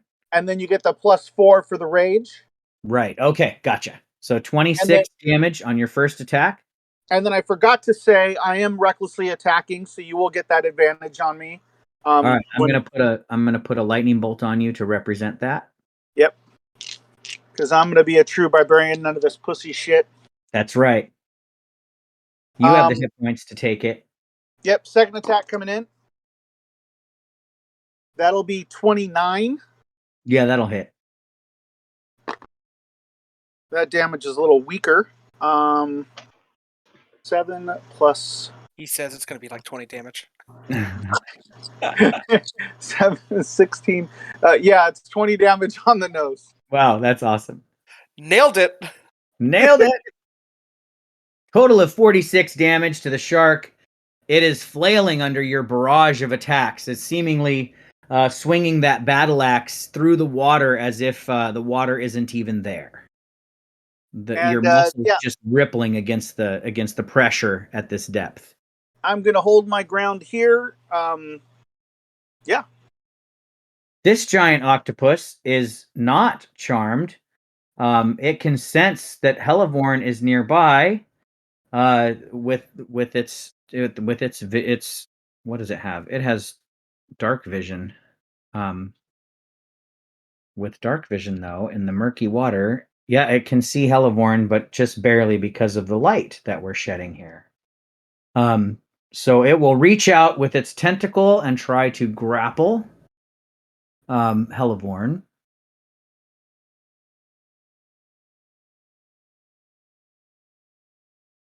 I think it can only do that once. All right, let's do it. For a 21.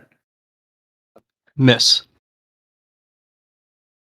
Because of your blade dance. As you dodge out of the way of the tentacle, that whips right by your head because it's pretty clear. I mean, it would have hit your normal AC, so only your blade dance protects you. So yeah, you just dodge out with your heightened skill. The octopus will now swim towards you, just below you, like its tentacles reaching up towards you as it moves adjacent to you. This giant shark can now attack back. It's going to attack Braun with advantage. Bring it on.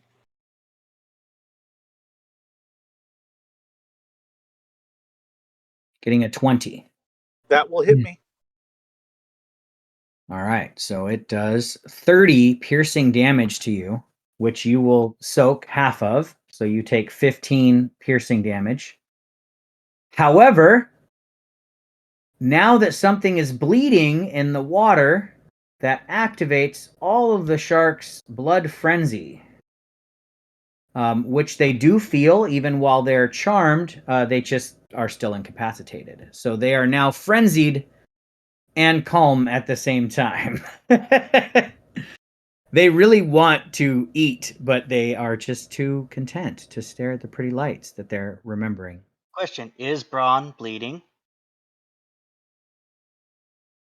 Yes. Oh, the temporary hit points. Well, you haven't broken through temp hit points yet, if that's what that is answering.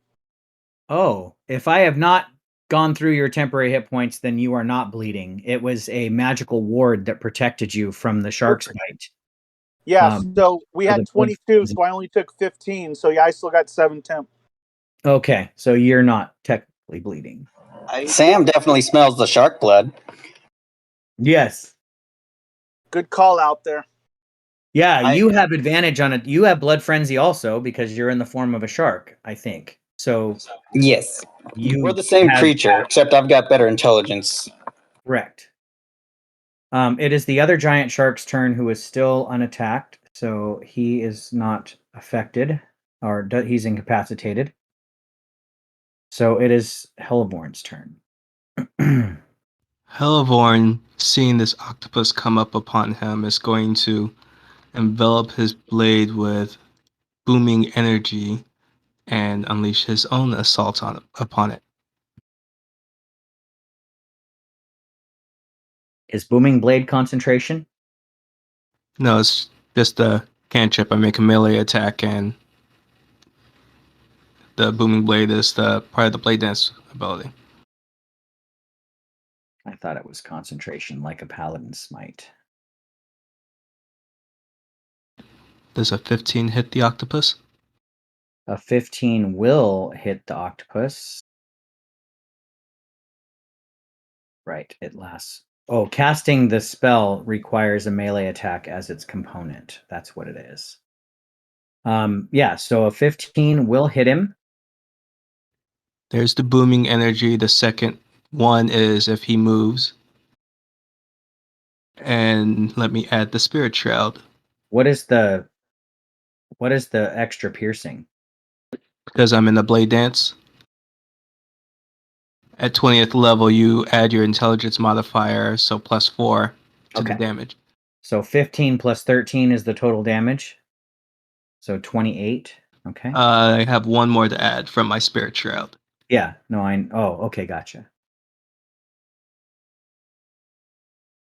I just have too many buttons I created.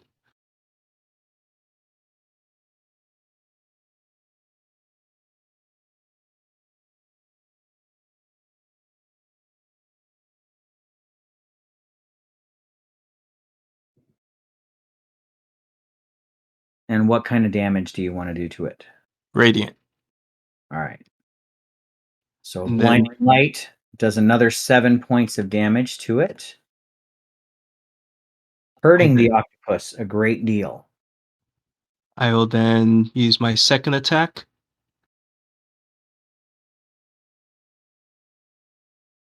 19 will hit.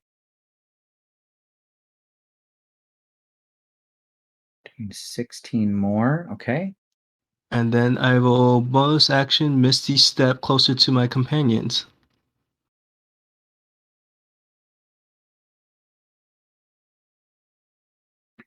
No, bonus action was to cast Booming Blade, wasn't it? Or no, that's an action. So what is your second? Can I you attack cast twice. Yeah, but if you take the attack action, can you cast a spell and attack as multi-attack? I think that is a Yes. blade singer thing, yeah, at higher Okay. levels. Gotcha. Yep, you can use a cantrip as part of the attack action when attacking twice. Okay. Yeah, I never got my Blade Singer up to a high enough level because we canceled that campaign. Actually, you could have did that at lower levels. Oh, maybe that's a change. I think I built my Blade Dancer off of Sword Coast rules instead of anything else new that might be out there. All right. So you Misty Step to closer to the light source, right next to Sam. The octopus turns its head to see you, but it's very weak. Vishara, with your charming personality, you have calmed the sea life around you. And now I must kill that which does not dream. I'm going to cast my cantrip at this guy right here. All I need right, trying another. to rip its mind to shreds. You drive a disorienting spike of psychic energy. Right on. I have to give you an intelligence saving throw. Which you may not succeed no matter what you roll, depending on I how do smart these have sharks are. a 1 intelligence, so I have a -5 to this saving throw, which crits at a 15. I fail.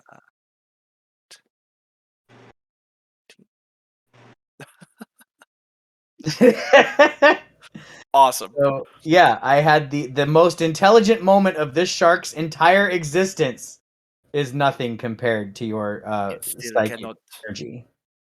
indeed. And that will be 2, 4, 8, 6.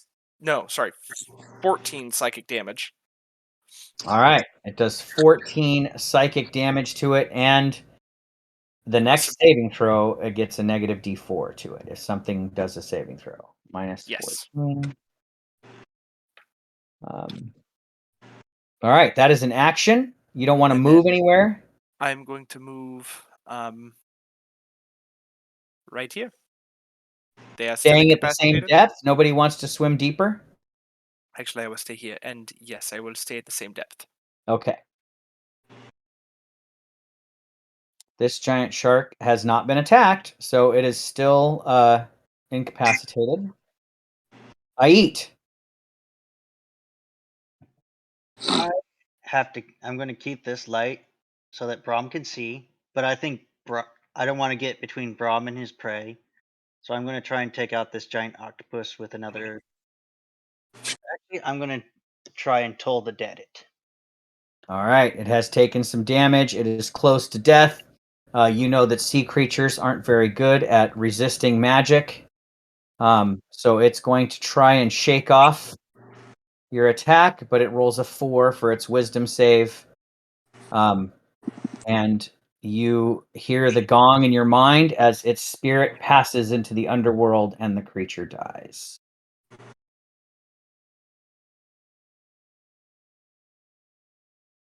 And begins to float to the surface.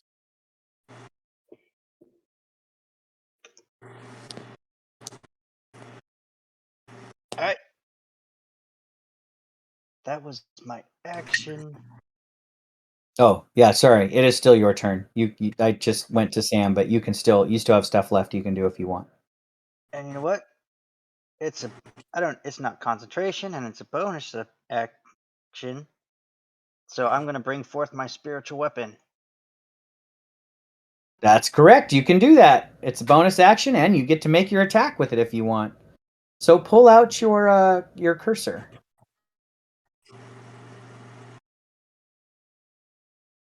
I think it's a cursor. It is a cursor. And I will have it immediately double click this shark.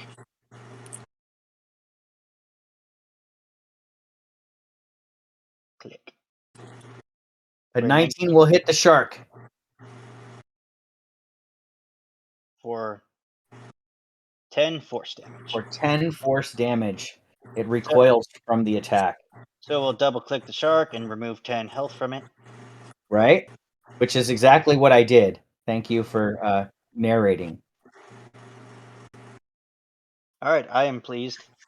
All right, it is Sam's turn. Sam, you have the frenzy of blood around you.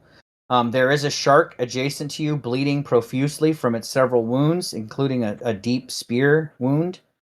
Yep, we're gonna bite at it. You have advantage on this attack.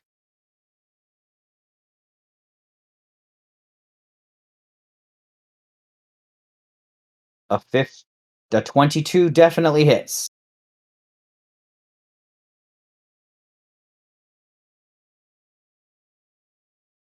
Whoa, nice. You bite into the throat of the shark, ripping its throat out and leaving it for dead as its carcass begins to float towards the surface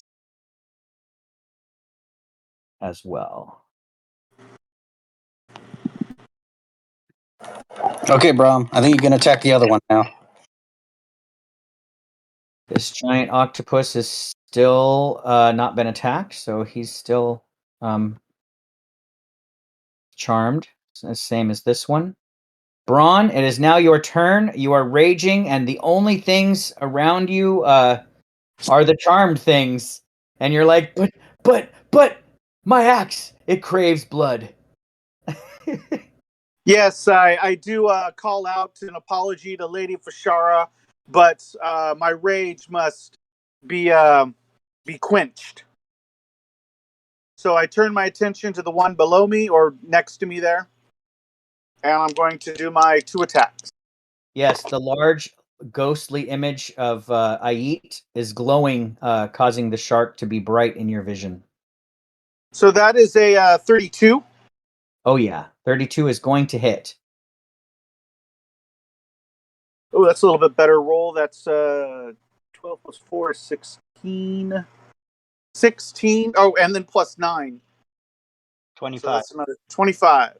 25 damage to this shark. That hurts it. 13 plus 15. So go 30. 28. 28 will hit. Ooh, better roll. Oh, those are double damages. 12 and a 6. That's 18. Plus 4 is 22. Plus 9 is 31. Oh my god. You are a beast. It's I'm having flashbacks of Odo all of a sudden. All right, yes, you carve into this great white shark with your axe, grabbing onto its fin and thrusting your axe deep into its flesh. It is now bleeding all over the ocean, just spurting blood everywhere. But you are holding your ground, treading water in front of it. I'm assuming you're recklessly attacking still. Still recklessly attacking, and since I hit it, I don't know if that breaks that hypnosis. That It does. Yeah, once it takes damage, it is now no longer charmed. Okay, before we start this round, though. Oh, wait, we're not through with this round yet. It's the giant octopus's turn. He is dead, so he leaves initiative. It is the giant shark's turn. He is dead, so he leaves initiative. It is this guy's turn. He is charmed, so now we start a new round of initiative. But before we start this round. Dun, dun, dun. Is it new challenger appears? New challenger appears. Uh-oh. Oops. Oh, don't double click. Stop. Now you got to sit there and think about my double click for 5 minutes before you react. Okay. I like to imagine that your computer is not messing up. It's just that I has somewhat control over what's happening. I eat. Stop it.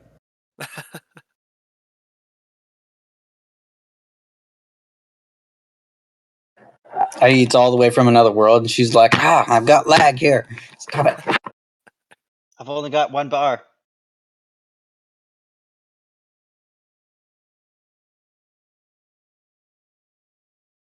Come on. Okay. I am going to move all of these guys to the token layer.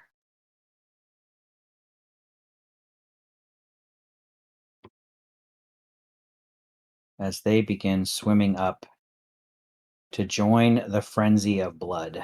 Let's resort. Okay. Starting at the top of initiative with Helivorn. You do not see these things yet. You guys didn't descend any further, so they're still out of your range of sight. So even if you can see them on your screen, you don't see them yet. I'm gonna momentarily join Braun and Sam's space as I'm going to stab at this giant shark here. Using my booming energy on the blade again.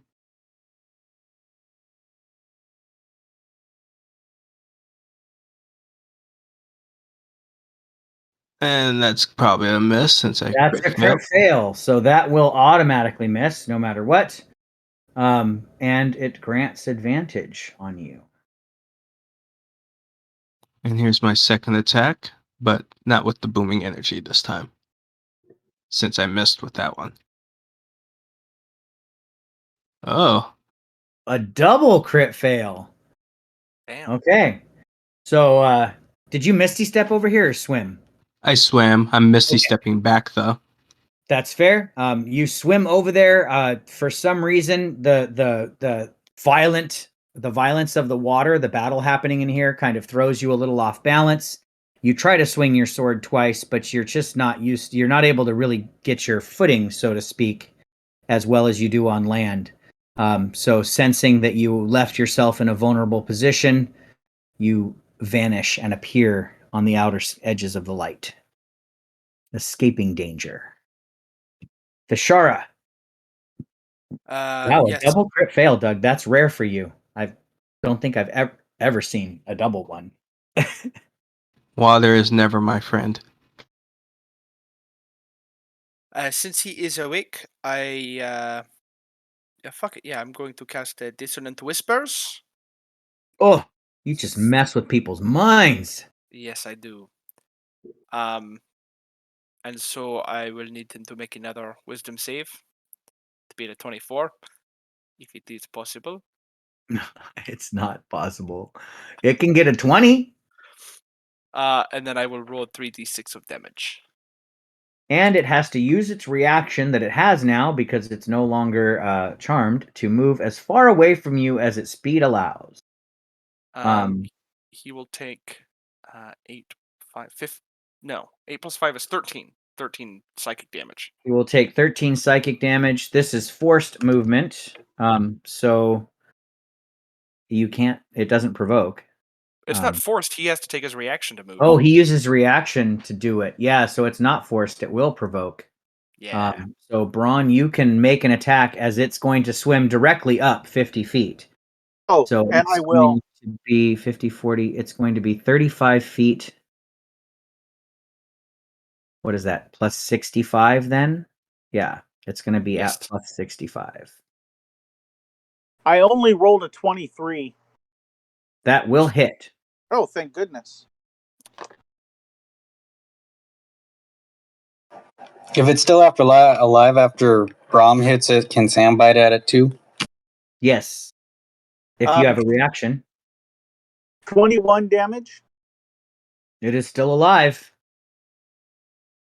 Yeah, anybody who's, and technically I eat, I guess you would be adjacent too, since you're on Sam. What did you say, David? 21? 22. Okay. It is holding on to life. Wow, 27 will hit it.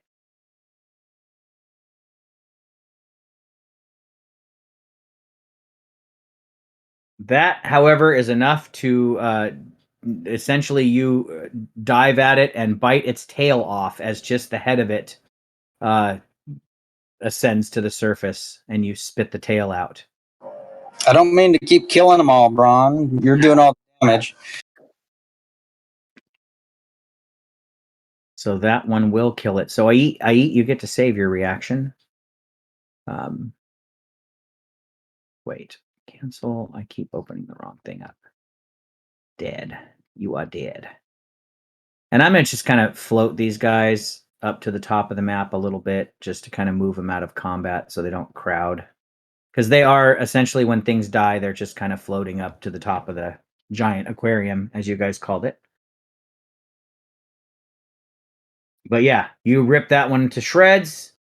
Vishara, that was a good turn, causing the creature's death by your allies' actions as well as your own. And I will move here to be a little more protected. And that is my turn. I eat. All right, my spiritual weapon. Going to move here. It's going to start cleaving into this giant shark Okay.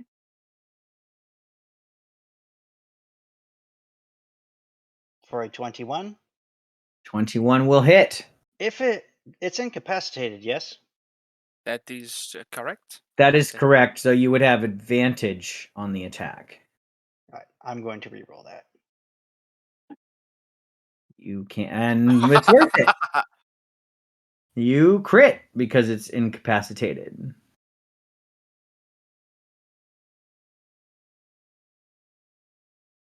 So it'll take 9 plus 8, so Yep. 17. 17 total damage of force. And then I'm going to toll the dead it as well. And it is no longer charmed.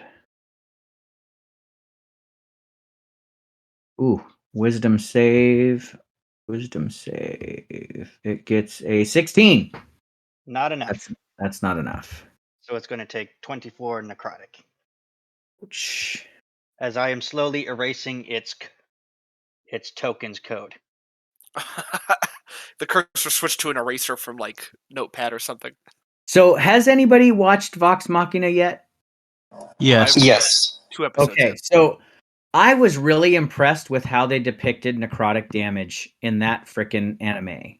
That is kind of how I've always imagined it, but never really been able to describe effectively. And I loved that idea of essentially you start bleeding out of your eyes and your ears, but it's black blood. As you know, the necrotic damage turns you into essentially, having wraith. You're like a wraith. Essentially, it's turning you into They just rot you from the inside. right. So I loved that depiction of it in a fight scene. So that's kind of how I imagine it. So this Toll the Dead does necrotic damage. So you're essentially filling it with black ooze that's spewing out of every orifice that has now been opened. I'm slowly shutting down its organs. That works too. All right, still holding on to your mount, who is just basically hovering in the water. I feel safe next to Sam for some reason. You are surrounded by very powerful allies as well as Sam. So you guys are all kind of gathered together, the fighting force, holding your ground against another. It kind of looks like everybody could grab a corner of Sam's token and we'll just swim together. That's totally role playable. Sam, it is your turn. You currently have everybody just kind of hovering around you. The shark Time to bite some more bleeding things. Yep, is driving you to a blood frenzy. 27 will hit. As you chomp with your acidic shark teeth into this, or are you still using that or not? No, the acid is a spell attack, and the advantage only comes from melee attacks. They do similar damage, so I'm just gonna bite. It still counts as magical damage, though. It does, because you are, yes, your attack is magical. So your extra razor sharp rows of shark teeth that can't be dulled by biting into any material, because they're magical, do 26 points of damage, just shredding into this shark. And it looks like you're moving a little bit. Are you descending at all or staying at the same? Let's see. Well, we're still attacking the shark here, but I do kind of want, that octopus is next. So we'll go down 5 feet. So we're still in range of the shark, but we're heading towards that octopus. Okay. Yeah, he is a little bit deeper than you. Don't forget to move your light, and that's on your fin. And I will move to the next shark, which is one of these guys. They are going to have to double move because they're coming out of the tunnel where the light is below. So they can move up to 100 feet, which can get them swirling around you. I'm going to put them above you guys and try to force you down into my pit. That's what they seem to be wanting to do.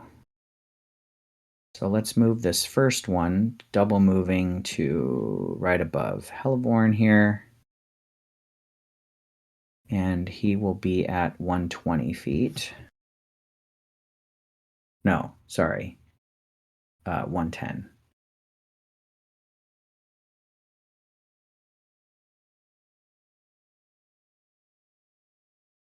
Okay, but that was a double move to get to you, Hellborn. You can't quite see. Well, wait, maybe you can. Maybe Sam's light is close enough. I can see him. Well, I know you can see him on the map, but I'm wondering if Sam's light is at 120 feet. Yeah, you can see it.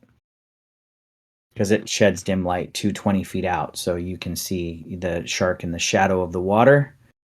This giant octopus is still charmed. God, my whole strategy here, Connor, was to use the giant octopuses to grapple so the sharks would have advantage until something was bleeding, and then all the sharks would have advantage. And you essentially cut my octopi out of the fight, so I can't use their tactic to do that. Yeah. Very, very well played. I think Connor learned from last night what it feels like, because they had to fight a bunch of Shahugan, which also have the blood frenzy. Yeah, I was trying to work with something that would work in tandem well together. But yeah, you got my strategy that you took it out. That was fantastic. All right, Braun, you are still raging, recklessly attacking everything within sight. Vishara came close to you to allow you to provide protection. What's your next move? Yeah, seeing Sam and Ait handling that one that they're going after, and the other two just sleeping out there. I'm gonna head over to Hellborn and help help him out.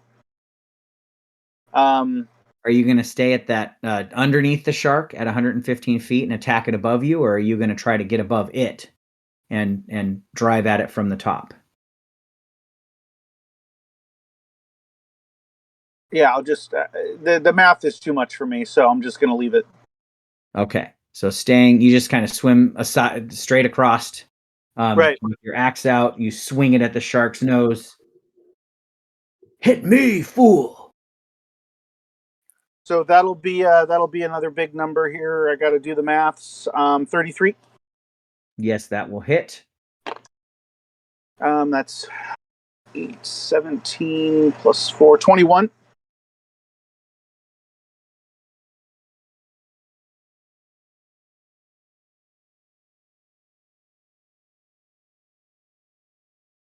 It 28. is now. What's that? 28 to hit, which will hit again. Yes, you hit it again. It is now bleeding, driving Sam into a frenzy again. And 24 damage. All right. All still recklessly attacking. I think I've got my last 3 sharks are up in initiative. 1, 2, 3. Yep. So I'm just going to skip down to this guy while I move these other 3. So let me move these guys. They are going to circle Helleborn and Braun. Yeah, and remember, if any are within 5 feet of me, they have to attack me or disadvantage on Helleborn. Yep.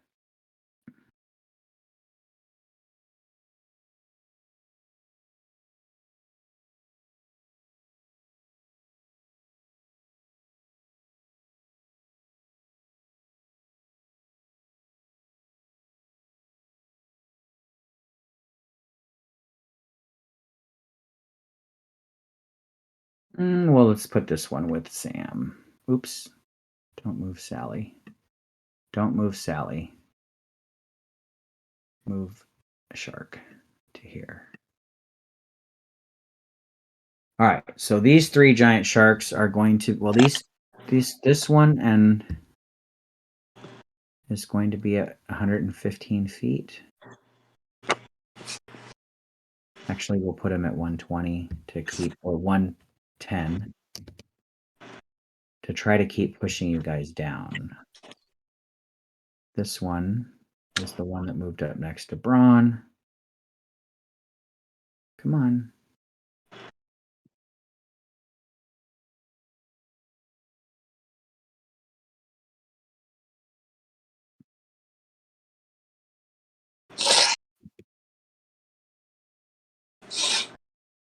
And then the last one is moving up adjacent to Sam, so it doesn't have to move as far, but still a double move to get to 120 feet because that's higher than 150. So we'll put you at 125.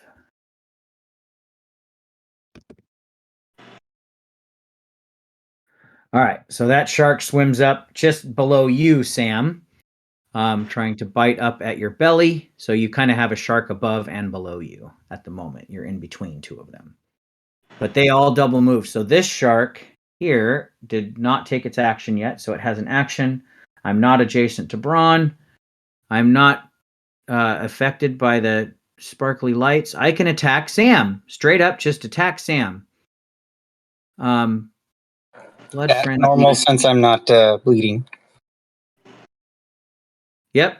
You are not bleeding, so it attacks normal against you. I was just checking that. Is it triggered by blood in the water? But no, the target has to be bleeding itself. So it is going to just bite at you normally with an 18. That's what you need to hit me. All right. So it's going to do, now that you are bleeding, it would have advantage now that it does 28 piercing to you. So the blood frenzy takes over it against you, since you are the only of your allies that's bleeding.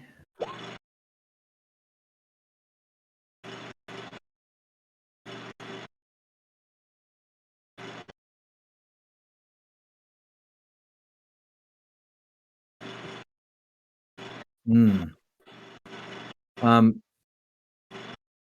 Who is saying there should not be this many predators? It doesn't say who said that. Sam said it. Okay. If these are things that could be communicated telepathically to each other, are you kind of able to say these things to each other telepathically and share these thoughts with each other? Yeah, Sam might mention that. Just it's very unusual for this many large predators to be in this area. There's just not enough food. Fair. Sam, will you please give me an insight check?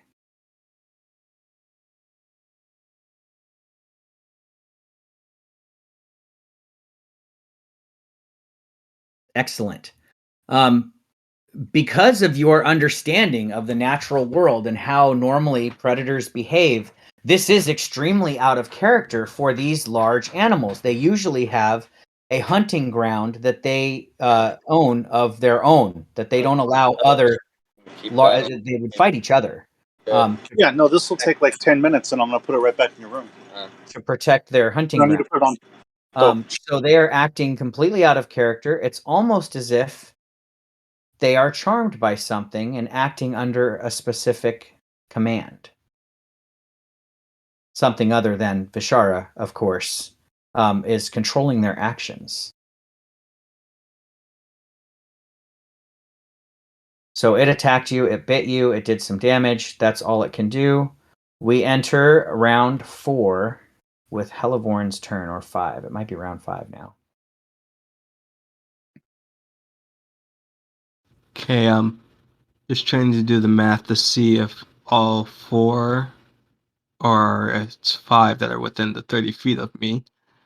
I know the one next to Sam, in front of me, and to the right are close enough, within 30 feet. Is this one They are and this all one? within 30 feet of you. If you're at 115 feet, they're only 10 feet, 5 to 10 feet below you. So if you're casting a bubble with a 30-foot radius, you can get all of them. Perfect. My sword kind of goes in front of me as I'm whispering a chant, and I am doing the spell.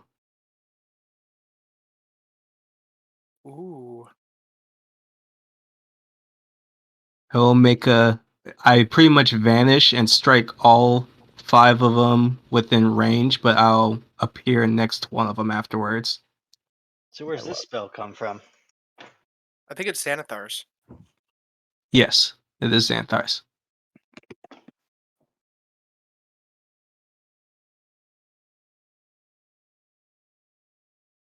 So I have to click the spell attack on each one that I'm doing.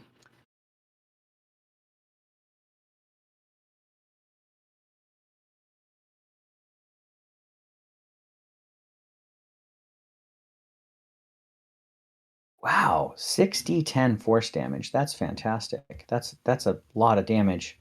Okay, so go ahead and just click the one you want to attack first. You can attack 5 things. They're all within 30 feet of you, even the octopus. I think this one might be out of range, but everything else is in range. 5, 10. Starting with this one. Yeah, he's just. This will be second, third, and kind of just going around the circle. Okay, so starting at the bottom.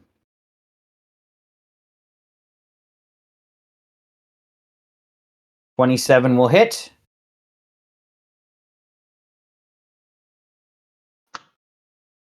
Or 32 points of force damage. All right.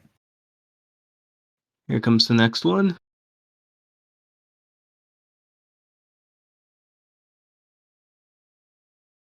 14 is a hit. For 35 points of damage.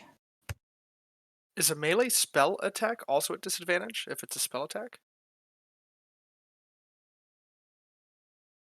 I believe not. In this particular case, you're not making an attack with your sword. You're making a melee spell attack, which is just a magical attack. It's not using a weapon, and it's not an unarmed strike. It's making a sword of force, I think. It's not actually using his actual sword. the way No, I... it's not. I'm kind of just flavoring it like he's striking with ethereal black wings. Yeah. Yeah, looking at the description of the spell, it's making a melee spell attack. So the same thing is like, inflict wounds. All right, so you got 2 of them doing massive damage. Third one, 14 is a hit. 42? Christ. I take it back. Monks are not powerful, man. Look at all this damage, David. 6d10 5 times. That's 30d10 points of damage he's doing. Here comes the next one. 18 will hit for another 38 damage. And the last one. And the last shark. 15 will hit. For the lowest damage yet, only 21. All right, and you can end up in any space adjacent to any of the creatures you hit or missed, which you hit all of them, so you can be adjacent to anything. And you are no longer granting advantage from your double failed crit fails. All right, good. In there, and then yeah, I will then bonus action. Actually, that's a curious thing. Can I still? I don't know if I can. I'll just stay there. Okay. Yeah, you could only cast a cantrip at this point. So I don't think you could Misty Step, because that's a spell. All right. Vishara. That was pretty impressive. You guys basically saw Helivorn turn into shadow and wisp around the battlefield, just his sword appearing to slash at each creature in turn before vanishing and appearing at the top of the at the top of the battle. Essentially, you're at 110 feet currently. Well, I guess 115 is still adjacent. You're just below it a little bit. That's fair. You can stay at that depth. So, just to get an idea, I'm going to move my character just so I can see their tags. This one is at 110 feet, so it's above Right. us. This one is 125, so it's below us. It's just adjacent to you, but a little below you. Yeah, the other one is 10 feet above you, so it's actually out of your range. Melee range. Okay. Okay. So then maybe I don't want to do. Maybe I just want to do once. Okay, that's what I'm going to do. I'm going to use my action to cast a second level spell that will require another saving throw, also an intelligence saving throw, at this guy right here. I need intelligence save. He does not get a reaction if he fails, and on his turn, he has to choose. Actually, you know what? I am going to twin it. I lied. I am going to twin it because that's really good against this guy if he decides to move to try to get anybody. So I'm going to use the sorcery points to twin it. Okay. The first one that you said you were targeting got a 10. The second one gets a 2, so they both fail. Awesome. So they're going to take the damage, and they can't take a reaction until the end of its next turn. And on its next turn, it can choose a move, an action, or a bonus action, but it can only do one thing. Okay. Yeah. Perfect. So they won't get reactions, and they're going to take. The first guy will take 8 damage. This guy will take 8 psychic damage. Okay. And the guy, this guy will take, what is that, 12, 16 damage. All right. And I'm going to swim away without provoking. You won't provoke because they can't take reactions. And you're swimming between your 2 charmed octopi who also aren't taking reactions because they're just gazing off into the light. Yeah, so I'm going to come back here and kind of hide behind these octopi. And then, yeah, that's going to be my turn. Are you going to stay at 120 feet depth, or are you going to swim down? Oh gosh, I can't see what this guy's at. He's I'm gonna. at 125, I think. It shows The one on the 130. left looks like 135. Yeah. Oh, yeah. I will swim down just to be behind him. Okay, so you're going to swim down to a depth of 135. Yeah. Give me a perception check, please. At disadvantage. Perception at disadvantage, okay. What is my perception? I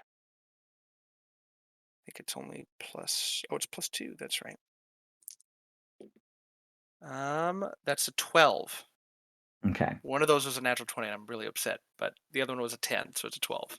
As you look down to swim down, you notice that the light deep down below you seems to get slightly brighter for a moment and then dim again.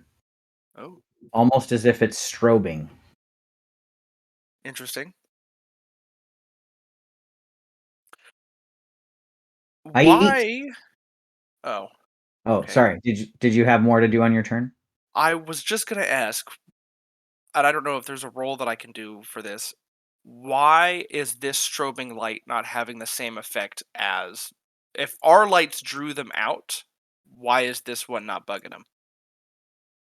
And I don't know. Maybe that's just a thought that I have, but You can give me an insight check, and we'll see if anything seems you might pick up on a clue. Also, not sure if the light did Or drop out. They attacked let's not you use before our light got there. let's not use insight. This would be more an intelligence-based thing. So let's use intelligence or investigation. If you're proficient in investigation, you can use that, but otherwise it's an intelligence check. I am not proficient in investigation, but that's okay. Okay. That's a 13. All right. So 13 is a less than a medium skill challenge, essentially. So what you are able to ascertain is that the light is behaving differently than your summoned lights, but it does not seem to be drawing the sharks to it. Okay.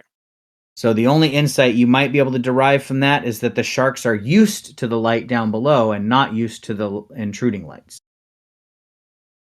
Okay. That would be a safe inference with a 13. I eat. So I'm going to use my bonus action to move this light over here and up so that Braun and Helvorn can see. Okay. The glowing image of Ait comes to provide light for your battle. And then I'm actually going to throw my spear at this creature.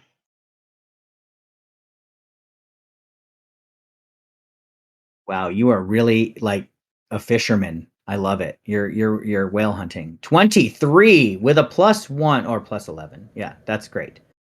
It is a hit for 11 piercing. Yes. I believe I should still get my Divine Strike. Let me just make sure.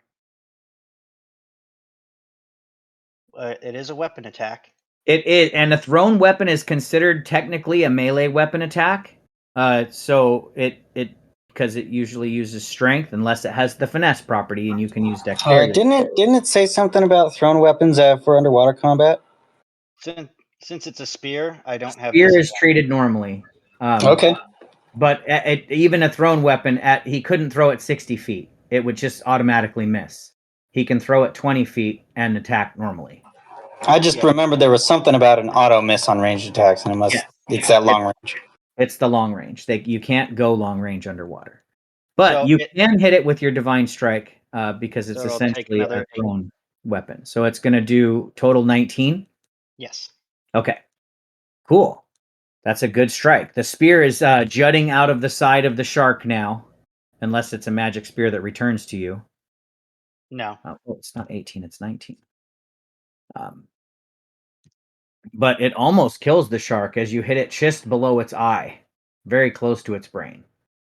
The poison is now racking it's giving it a very bad headache. All right. I'm good. All right. Giant shark Sam, I'm killing a lot of sharks, aren't I? you are kind of just ripping them to shreds once they're bleeding profusely. I am not upset about you killing things. So 26 to attack which shark? I'm assuming, well, anything around you is they're all bleeding. All right, this one that's close to death with Ait's spear in it. That is enough damage to tear its fins off and leave it for dead. We're just gonna keep chilling right here. The sharks keep coming to me, and we keep killing them. As its corpse begins to float up and away from the battle. Let's see, giant shark here. This one is good to go. It's going to go ahead and bite at Braun, since Braun's still raging.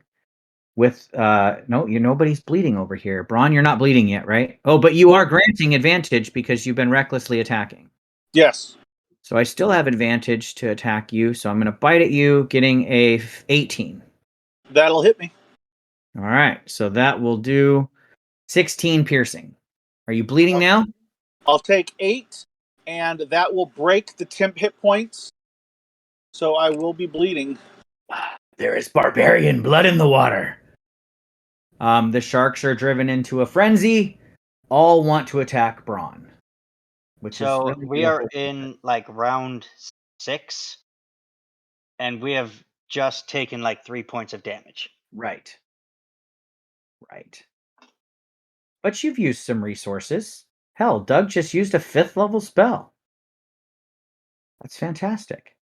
This giant octopus is charmed. Nevermore is not here. This giant octopus is charmed. Nobody wants to kill the octopi. Braun, it is your turn.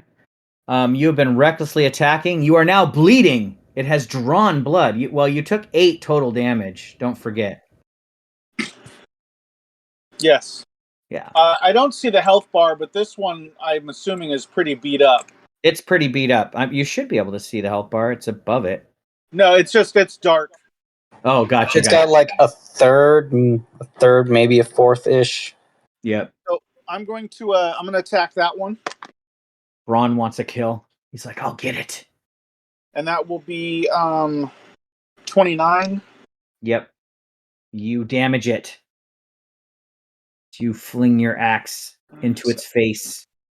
21 points of damage. Ouch. I'm still standing. Well, swimming. So that'll be 32.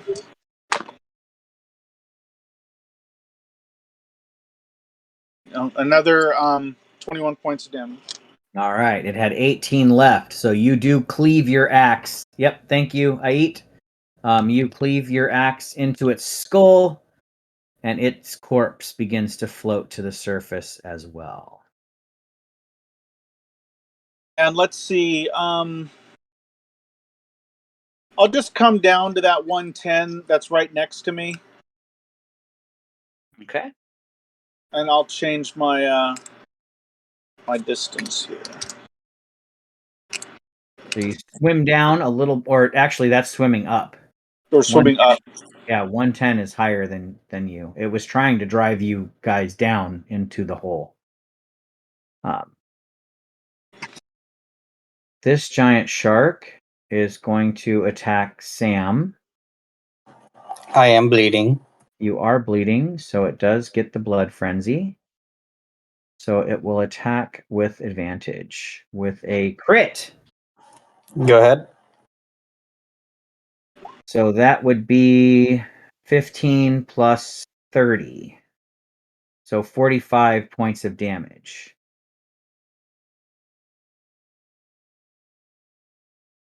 And that is its turn. It's above you, so it's kind of pushing. They're trying to push you guys down when they bite at you. So you just get the impression that they are kind of trying to drive you toward that light. They're attacking a little bit more intelligently than you would think a shark normally would. This one is going to swim straight to Braun because Braun is bleeding. At 110, Braun swum up to 110, so you are just flanked by 2 great white sharks. This guy is going to attack you with advantage, hitting a 23. That'll hit. Doing 16 points of damage to you. Sounds good. This giant shark is going to also attack you with advantage. Getting a 25. That'll hit. Doing 9 points of damage to you. Okay. At this point,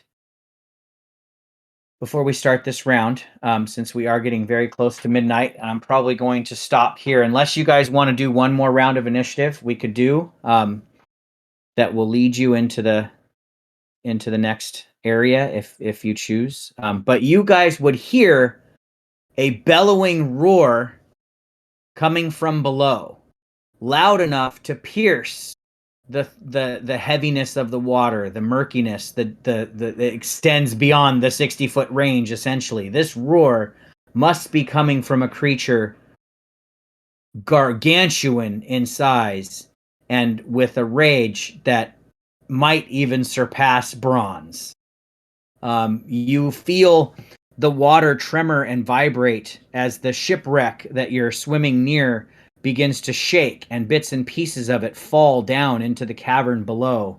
The light down below begins to strobe somewhat violently, almost flashing in rapid succession in a strange type of pattern. I get it now. Ait might recognize the go ahead and give me an intelligence check, Ait. You can use investigation if you're trained in it. No, I don't. So I'll just give you straight intelligence. Yep. That's definitely high enough. You recognize a bit of the strobing as tidbits of Morse code, which is something that you've only had cursory familiarity with, but you've, heard of it in certain realms. You don't necessarily speak the language or understand it or can interpret it very well, but you've seen this type of strobing pattern before to communicate to things that understand the patterns. I will. So it's up to you guys. We can either leave it here with the strobe light kind of flashing a message down below, and the water tremoring as the ship is kind of sinking into the hole, bits and pieces of it, and the roar down below, or we can do one more round and see where you guys end up after that. How do you vote? I think we could kill one more shark in one more round. Agreed. All right. We'll do one more round and we'll call it. Go ahead, Hellevorn. Make it a good one. All right, booming energy on my blade. I'm going to strike at this one. Excellent. Wreathing your blade in thunderous energy, you strike at the creature, hoping that it will try to run from you. A 21 will hit, doing 16 points of piercing damage and another 12 thunder. 16, that's 28 total. And if it tries to move from you, the thunder will rack it for 22 more points of damage. And 6 radiant. Oh, and 6 radiant, as your sword is glowing a bit. All right. And here comes my second attack. 22 will hit for 15 more damage. Same creature? Yes. All right. You bringing it close enough to death to where you're hoping your thunderous energy will kill it if it tries to run. Do you want to move anywhere closer to the light? Go swim up? I don't know if you guys want to escape the area, but I'll Misty Step down. okay. So close to where I saw Vishara going. 5, 10, 15, 20, 25, 30. You could put yourself here if you want, like adjacent to Sam, and at Vishara's depth if you wanted to. Mathematically, that would work out. So that would put you at 135 feet if you wanted to be that deep.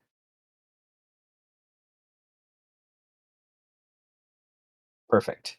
All right, so you vanish and appear a little bit deeper down into the depths below.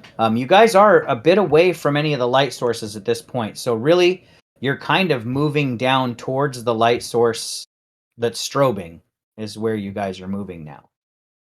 That's the light that's kind of drawing you forth, as your allies' lights are above you by a good 20, 25 feet. All right, Vishara, you are were the deepest. Now Helivorn is gaining on you, but you see that bright strobing light, and you are closest at 135 feet. The floor. Well, how much can you see? Oh, you can only detect the thoughts. Really, you aren't seeing much. Actually, detect thoughts. I put it in chat, but when I cast hypnotic pattern, that went away because it was Oh, gotcha. concentration. Yeah, Okay, I missed that. Okay, cool. So you're not detecting thoughts. So you're just kind of swimming into the darkness towards that light down below. But you are still closest to the shipwreck that's opening the hole down into the cavern below, and you can hear the bits and pieces of wreckage falling and tumbling and echoing off the sides of the giant trench in the darkness below you. well, this is very ominous. For now, I will. Oh, I don't know how this would work underwater, but that would be kind of funny.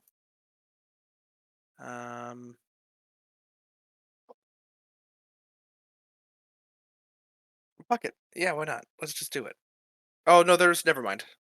No, I'm not gonna do that. I'm just gonna cast a chill touch, a cantrip on this guy because it's easier. 35 to 10 is 25 feet above you and less than 30 feet away. So yeah, he's within range of chill touch. I think that's 60 feet range anyway, right? 120. Oh, wow. Okay, yeah, he's definitely within range. And he's close enough to a light source that you can target him because you can see him. So yeah, go So ahead. Put your I rolled a skeletal hand. 2, but I get a plus 16 to hit, so that's an 18. Oh my god. Yes, you hit. I The only love way I think I 20th can level miss is a CCs. and that's 48, which I didn't roll great on. That's 1, 5, 12. That's 20 necrotic damage Oh my god, you nearly killed him. against this guy. Yep, you nearly killed him. Braun is Ah, eyeing him like, yeah, I got it. there you go, Braun. Finish him off. And it And can't heal if it had a cleric shark among it. Um, but it does not. All right. So, did you want to swim deeper, Vishana, or are you okay at that depth?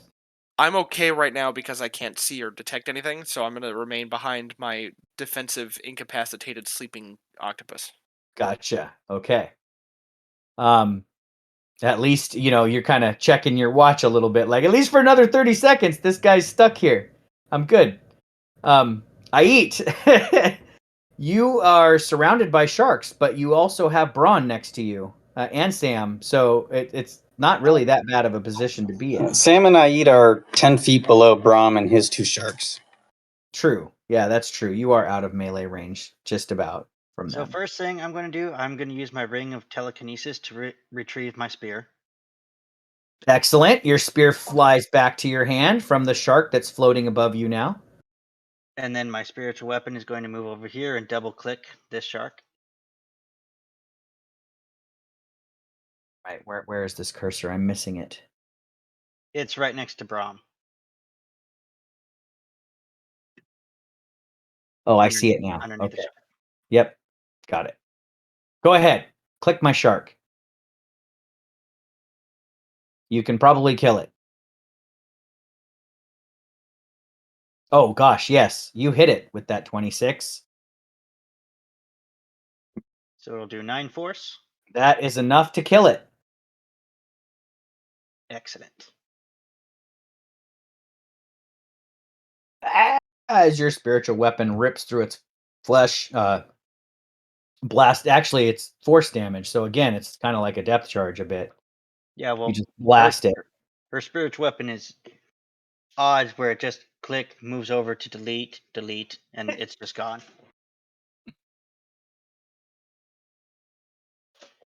All right, that was a bonus action. And it And, was my action to use my grab the ring. spear. Gotcha.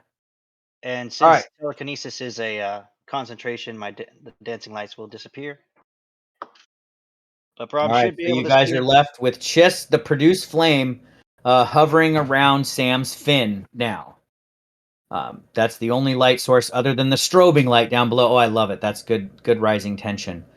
So remember, a produced flame is just a tiny little ball of fire on top of Sam's fin. So the darkness starts to encroach you all, almost calling you to the light strobing below. Just relieve yourself from the oppressive darkness. Now I'm Sam. gonna. Oh, go. Sorry. I'm just gonna say, Brom. I think we're gonna. I think we're trying to. We're gonna advance downward. Stay close.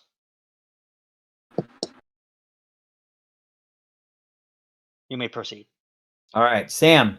There's still a couple of sharks, or there's one shark adjacent to you, and you'd have to swim past a couple of charmed octopi to get lower if you wanted.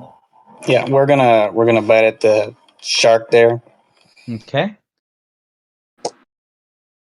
He is bleeding. So your 25 will hit, doing 24 points of damage. He's bleeding even more now, but he's still alive.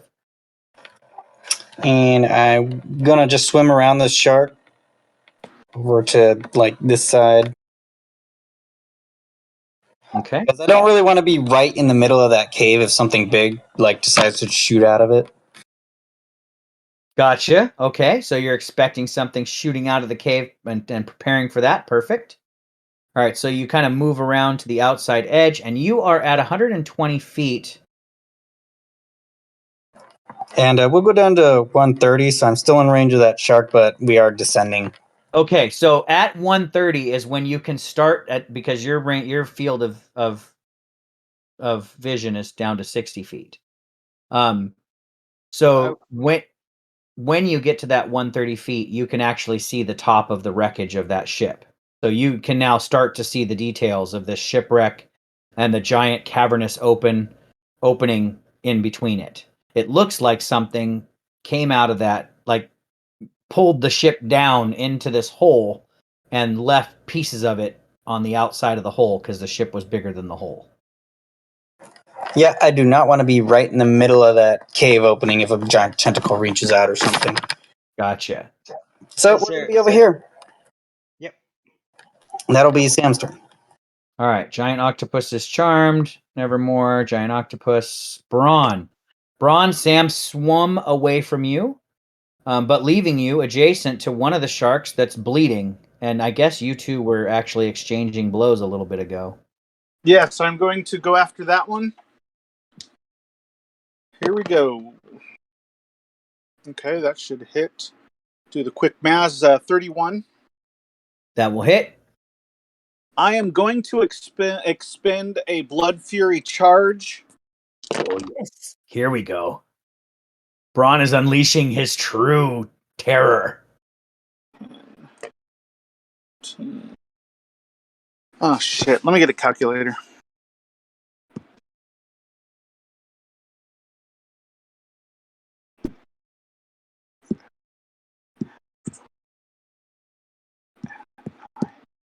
$46 points of damage. Holy cow.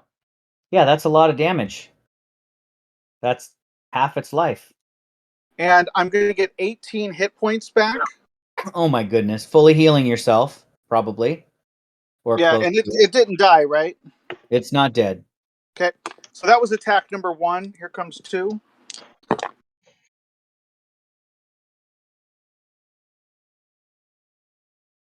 Uh, 24. That will hit.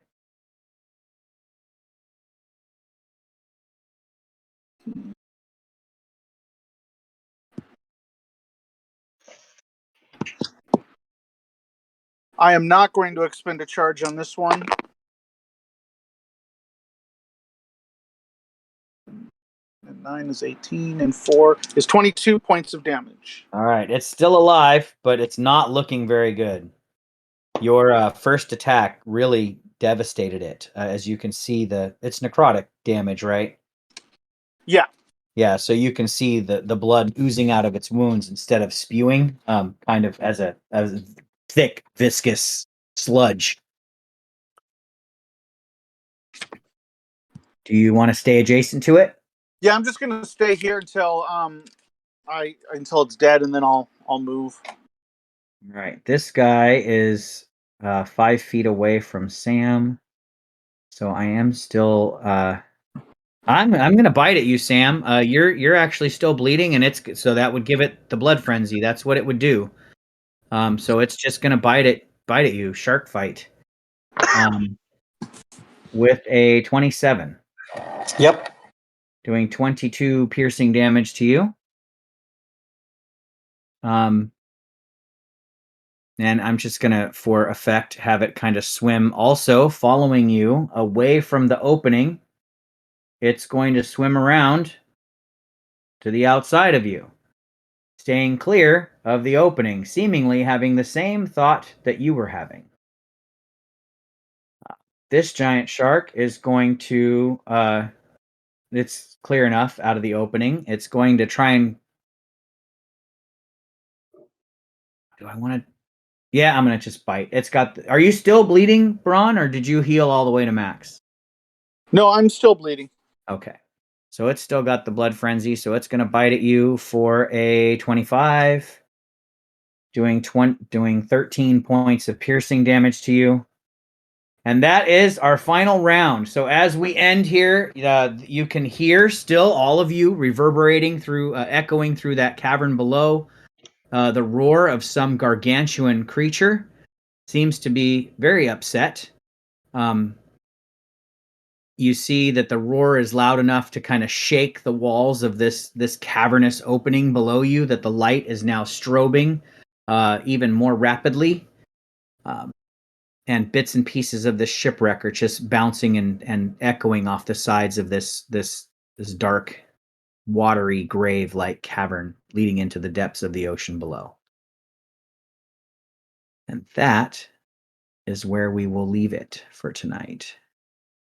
Next week, maybe you'll proceed into the cavernous opening.